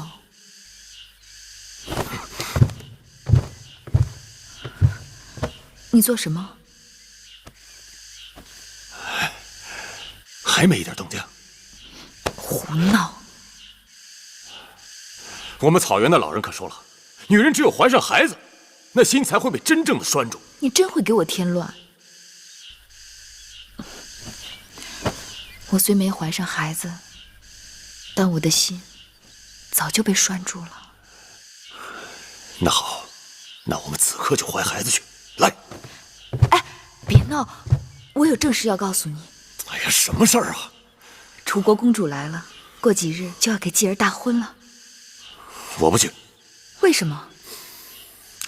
你儿子嬴稷他不喜欢我，我何必要去自讨没趣啊？楚国还来了别人。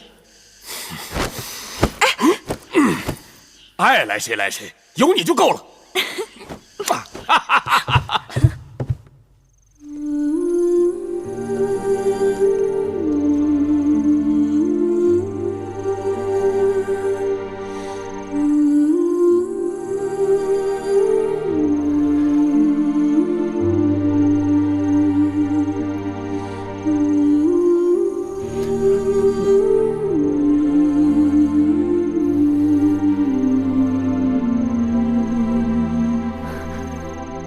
你真好看，你比画像里还好看。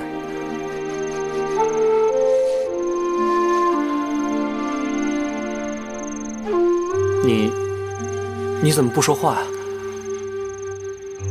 啊，对了，王后，你是叫米瑶对吧？那从今日开始我就叫你瑶儿吧。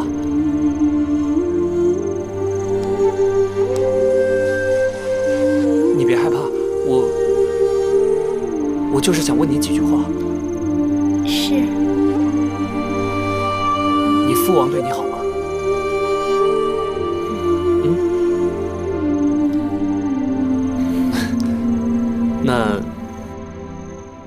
那你嫁到这么远来，你想家吗？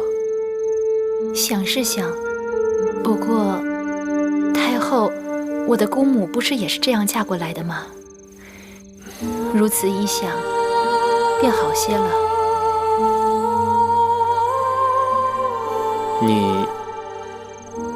你有话对我说吗？太后她好相处吗？我母后？你放心吧，我母后她不会难为你的。那你呢？我就更不会难为你了。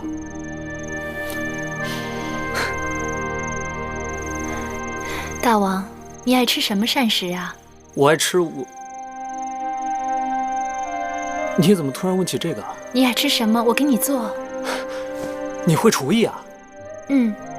以前母亲病着，想吃家乡的菜，膳房又叫不动，我就自己动手做。我知道你不是嫡出，可是你母亲怎么会受那样的屈辱啊？南后郑秀不喜欢我母亲。原来你也是受过委屈的人。我不怕受委屈，只要我母亲高兴。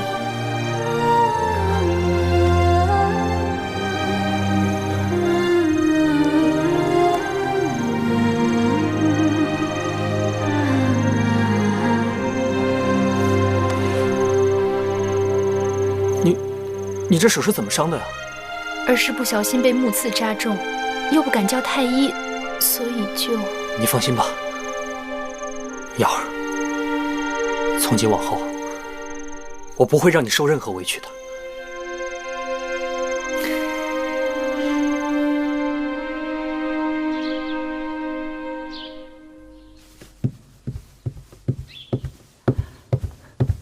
太后，楚国质子和使臣到了。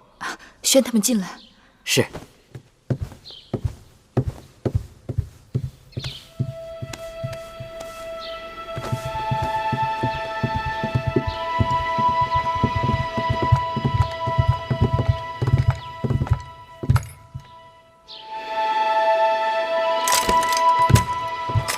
楚太子恒拜见秦国太后。楚臣黄歇拜见太后。太子不必多礼，你们起来吧。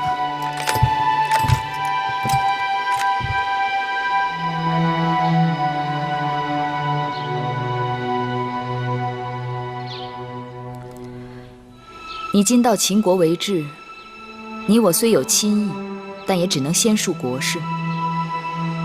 望你在秦国多走走看看，通晓秦国国情，广交朋友，安分度日。不要出了什么差池，免得坏了两国情谊。多谢太后提点，恒当恭谨自处，安分守己。这样就好。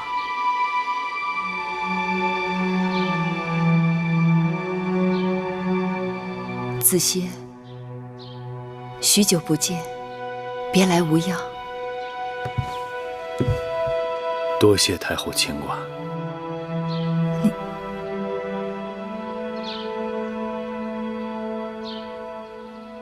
母亲，小的在。大王要召见楚太子，你带太子恒去承明殿吧。是。如此，恒先告退了。黄歇告辞。子歇暂且留下，我还有一些事情要问子歇。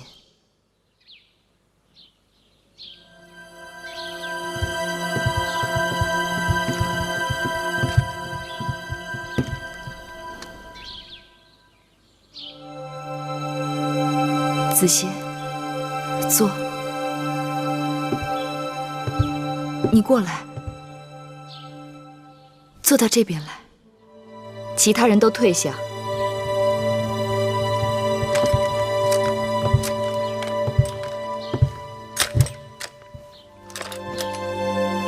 你再略许往前些。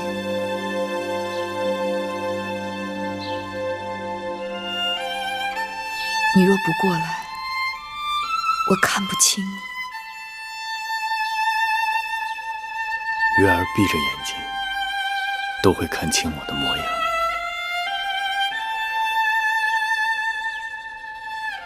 这几年，我自己都快看不清自己了。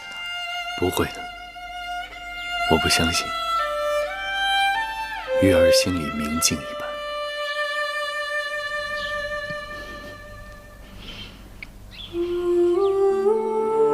告诉我，你可好？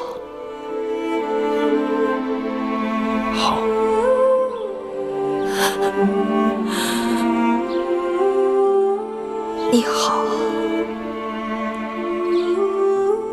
就再好不过。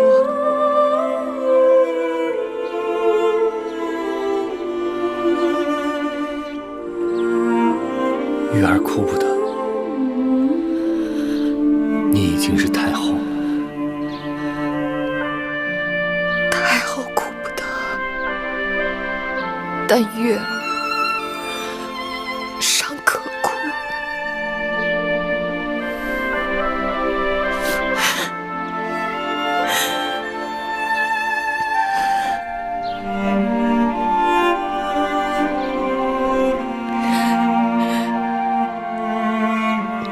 见到你，我太高兴了。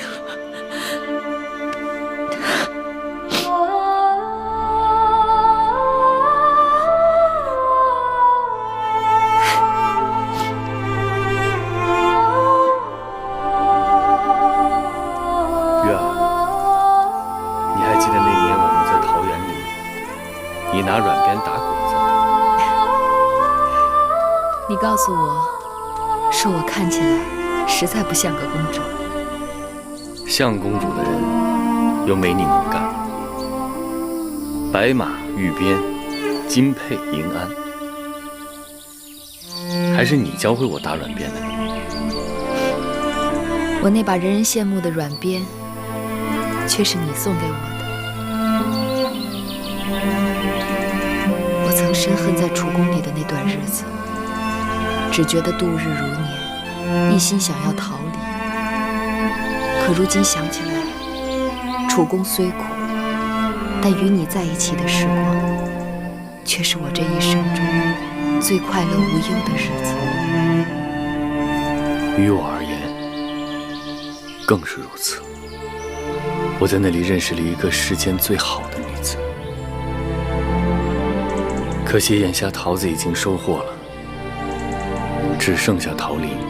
年年岁岁，桃花相似。岁岁年年，人已不同。月儿，你这些年在秦国的遭际，我都知道了。义渠君对你有大恩，的确如此。我与他生死相依，性命相许。我既感激他，又羡慕他。子谢，感激他能够真心的对你，护着你；羡慕他能够为你做这一切，而我却不能。不必说了，我这一世没有人会比你更懂我。于我而言，也是一样。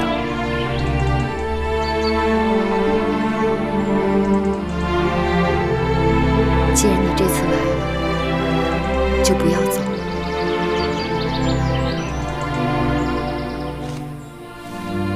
我是楚臣，我是陪楚国之子来的。楚臣又如何？你比我更知晓楚国。如今楚国是一潭死水，屈原被逐出郢都，老朝阳专横昏聩，郑袖和晋上一手遮天，太子恒的地位岌岌可危。你就算回到楚国，也无所作为，不如留下来，你来做我的右相。月儿，我若想留在秦国为官，何必要等到今日呢？那好，那就连太子恒也一起留下。楚王昏聩，郑袖一心想除掉太子恒，让自己的儿子夺楚。你们就算回到楚国，也未必能让子恒保住太子之位。重耳在外而存，或许有朝一日，我可以支持他，让他成为楚王。你既然如此不看好楚国，为何还要与楚国联姻呢？当这个太后屡屡筋疲力尽，无计可施，权衡眼下实力，只有秦楚联盟，才可以共同对抗赵、韩、魏、齐4国。子歇，你最懂我，算我求你留下来帮我。玉儿，我虽不能在秦国朝廷为官，可我若留在秦国一日，我就帮你一日。只是有一日我若不在了，也就帮不了你了。我不会让你走的，我倾其所有，也不会让你走的。你如今有的是大秦的天下，你对我不该倾其所有。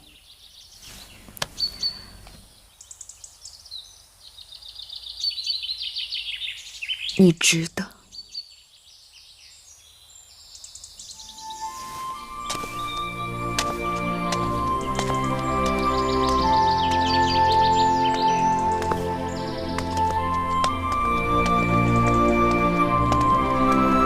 太后和黄公子真是天造地设的一对，这就叫做阴错阳差。义渠君也是个好人，只是……闪开！开！这地儿不错啊！滚出去！我看着，我坐下。大王，坐，走得快！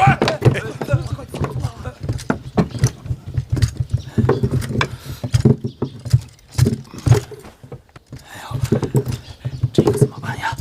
戎狄野人又来了，能怎么办呢？白吃白喝白拿，每次来了还砸东西，只求他们不杀人就好啊！点睛，拿酒来！快点！哎，就来了！这边，大王喝酒。大王，叫他们换大碗。点睛，拿大碗上酒。快，来了！来，吃！大王，这肉没有我们草原上的香啊！就是啊，我们的牛羊是现宰现吃，哪像这里吝啬小节？宰好了还要挂起来晒，吃一块搁一块，晒了好几天的肉，早都没肉味了。有酒有肉，还堵不住你们的嘴啊！大王，兄弟们是想家了。这咸阳城好是好，但跟咱们草原比起来，那太憋屈了。不但事事都要受人家的管束，就连平日的酒肉也都不合兄弟们的口味，嘴里淡出个鸟来了。你们那是闲的，就想着白吃白喝的时候了。告诉你们啊，等打起仗来，看你们叫唤什么啊！大王，这何人能打仗啊？兄弟们呐，这手都痒痒着呢。快了啊！太后说，谁跟谁打，他就谋划着他。啊，那一定是跟楚国联手一起打吧？这怪不得连楚国的黄公子都来了。哪个黄公子？还能有哪个？就是那会儿在燕国跟大王一起救太后的那个黄公子黄歇啊！你忘了？我当时还想抢大王的女人呢。他呀，啊！昨日我在街头还撞见他了。他说是出使秦国送楚国的质子来的咸阳，还要在这住上一阵子。要我说呀，大王，那小子对太后就没安好心。这依我看呐，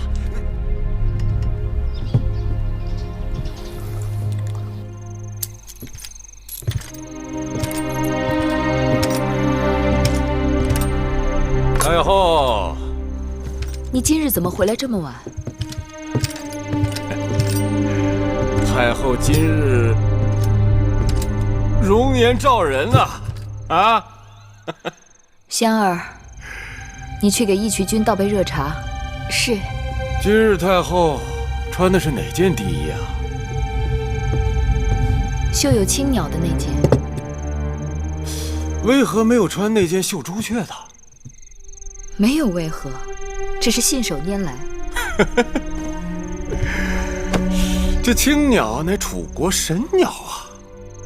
见楚国质子，自然要穿绣有青鸟的地衣啊！太后今日梳的发髻也不一样。祥儿、慧儿，这也是楚宫里的样式吗？太后今日的梳妆，只是觉得好看便这样梳了，并没有着意梳楚妆。哦，还是楚妆好看。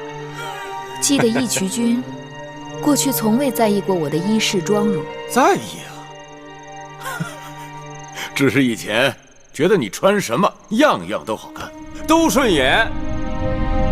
不过今日才知道，这衣饰里面还有那么多学问。你今日喝酒，竟把你的眼光都喝挑剔了。以后这酒还是少喝些。香儿、慧儿，扶义渠君进去歇息了。是。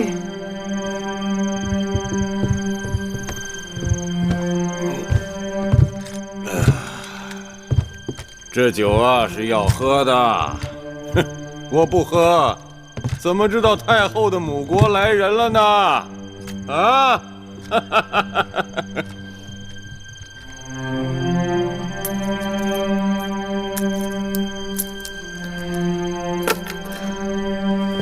上好的衣料啊！看一看，客户的米糕，菜，看一看，花布，上好的衣料。干什么呀？哎，走开！哎，哎，你看这金的不错啊！是我要了，用这张蓝皮换你的首饰，我要了。不行，不用给钱的，一定要拿钱买的。我要了。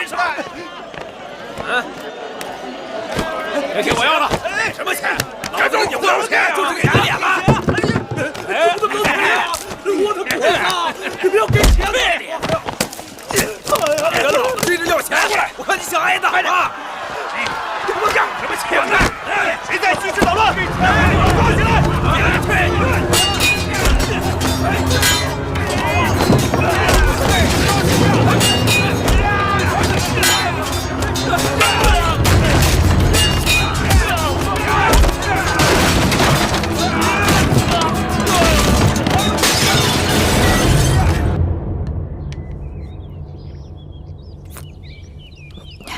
这莲子羹太苦了。太后外感风邪，喝点莲心汤可以去暑。太后，怎么了？回太后，咸阳城里出乱子了。发生什么事了？昨日禁军和义渠人在街市上打起来，很多人因此而受了伤。伤得重不重？眼下已无大碍，受伤的人都被送去就医了。以后这种事情要早点来通报。这种事也不是一日两日了。咸阳城中屡屡发生义渠将士在街市醉酒蓄意伤人，还有在集市上拿东西不给钱打伤商贩的事件。百姓是怨声载道，敢怒不敢言，因为知道义渠人性情彪悍，习俗不同，又知道他们与大秦有功，所以多隐忍下来。没想到义渠将士变本加厉，以为秦人怕了他们，所以更加肆无忌惮。木心在，召处离子到宣誓殿。是。香儿、慧儿，替我更衣。是。处离子，咸阳城中出了这等大事，你怎可不告诉我？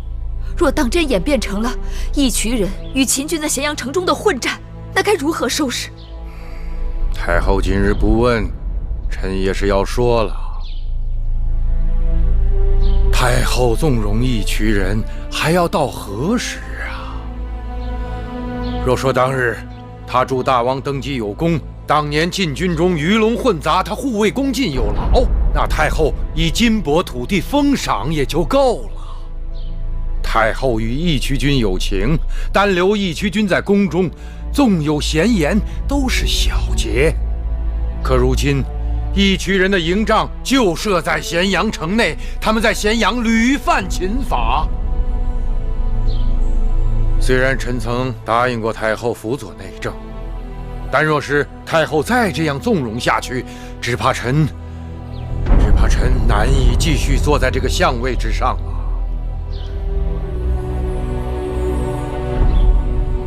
义渠人生长在草原上，放马牧羊，行猎征伐，以物易物，并不通晓市集交易。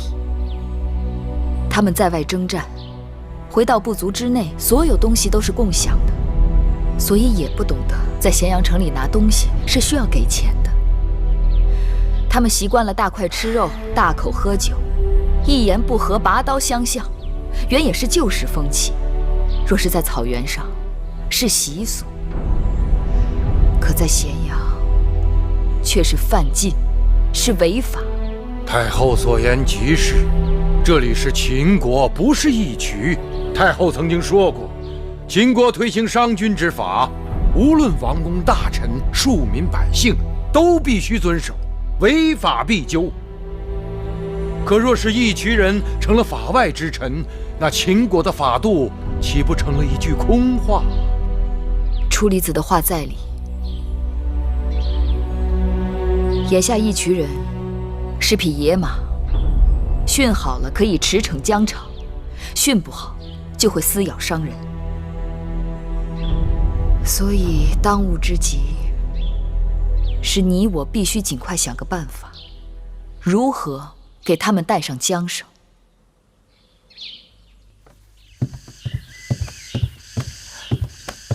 太后，何事？有人听说太后病了，来给太后献药。我哪有功夫见这种闲人？打发他走。此时此刻，什么药都治不好我的病。是。太后讳疾忌医，病怎么能好？子歇，子歇，何时也能救死扶伤，妙手回春了？妙手回春倒不敢当，但能做到对症下药，药到病除。坐。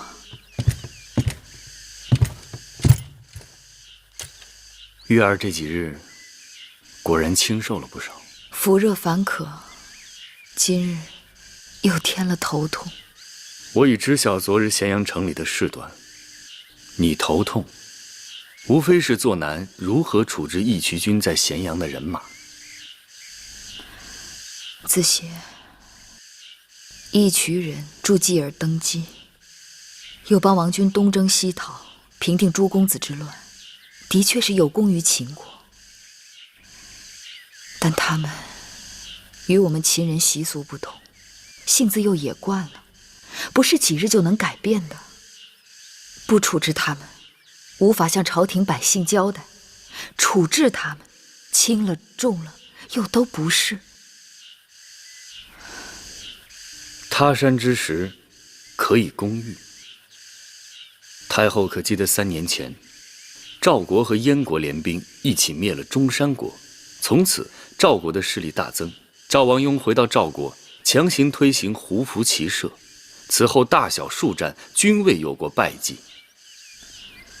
赵国为了得到更多的良马，还收服了林胡和楼烦2个胡族，并趁诸公子之乱占据了我秦国榆林之地，得到了大批草场和良马。赵国推行胡服骑射，对赵国国势影响极大。月儿何不效仿？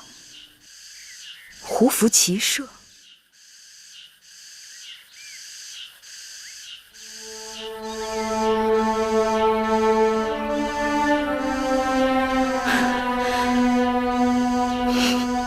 子歇，我该如何谢你？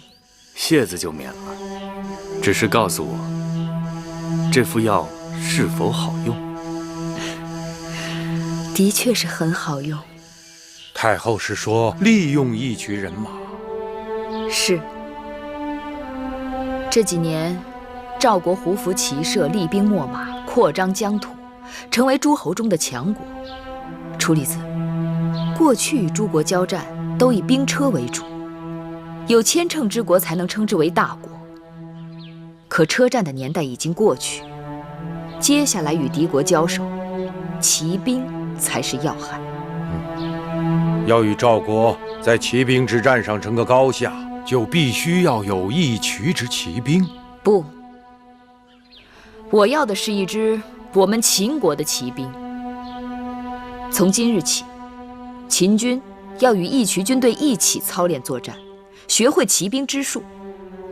义渠人从小生活在马背上，这是他们的长处，可他们也有短处。虽然他们是草原霸主，但他们并不擅长使用兵器和阵仗。我说的是我们秦人的兵器，秦人的弩箭，秦人的甲胄。若能将我们的兵器阵仗与义渠的骑术相结合，那秦国必将所向无敌。臣明白了。我会让义渠人把营帐设在咸阳城外，任何人不得擅出军营。他们所需要的东西可以开列单子，由我的内库出钱购买，送到军营里去。他们在自己的军营里头行他们自己的法度，要喝酒要斗殴都由他们，但只要出了军营，便要受到秦国律法约束，任何人不可违背。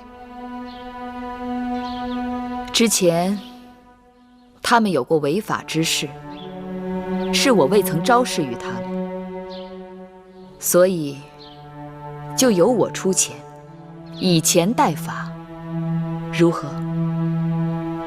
如此，臣也好对众人有个交代了。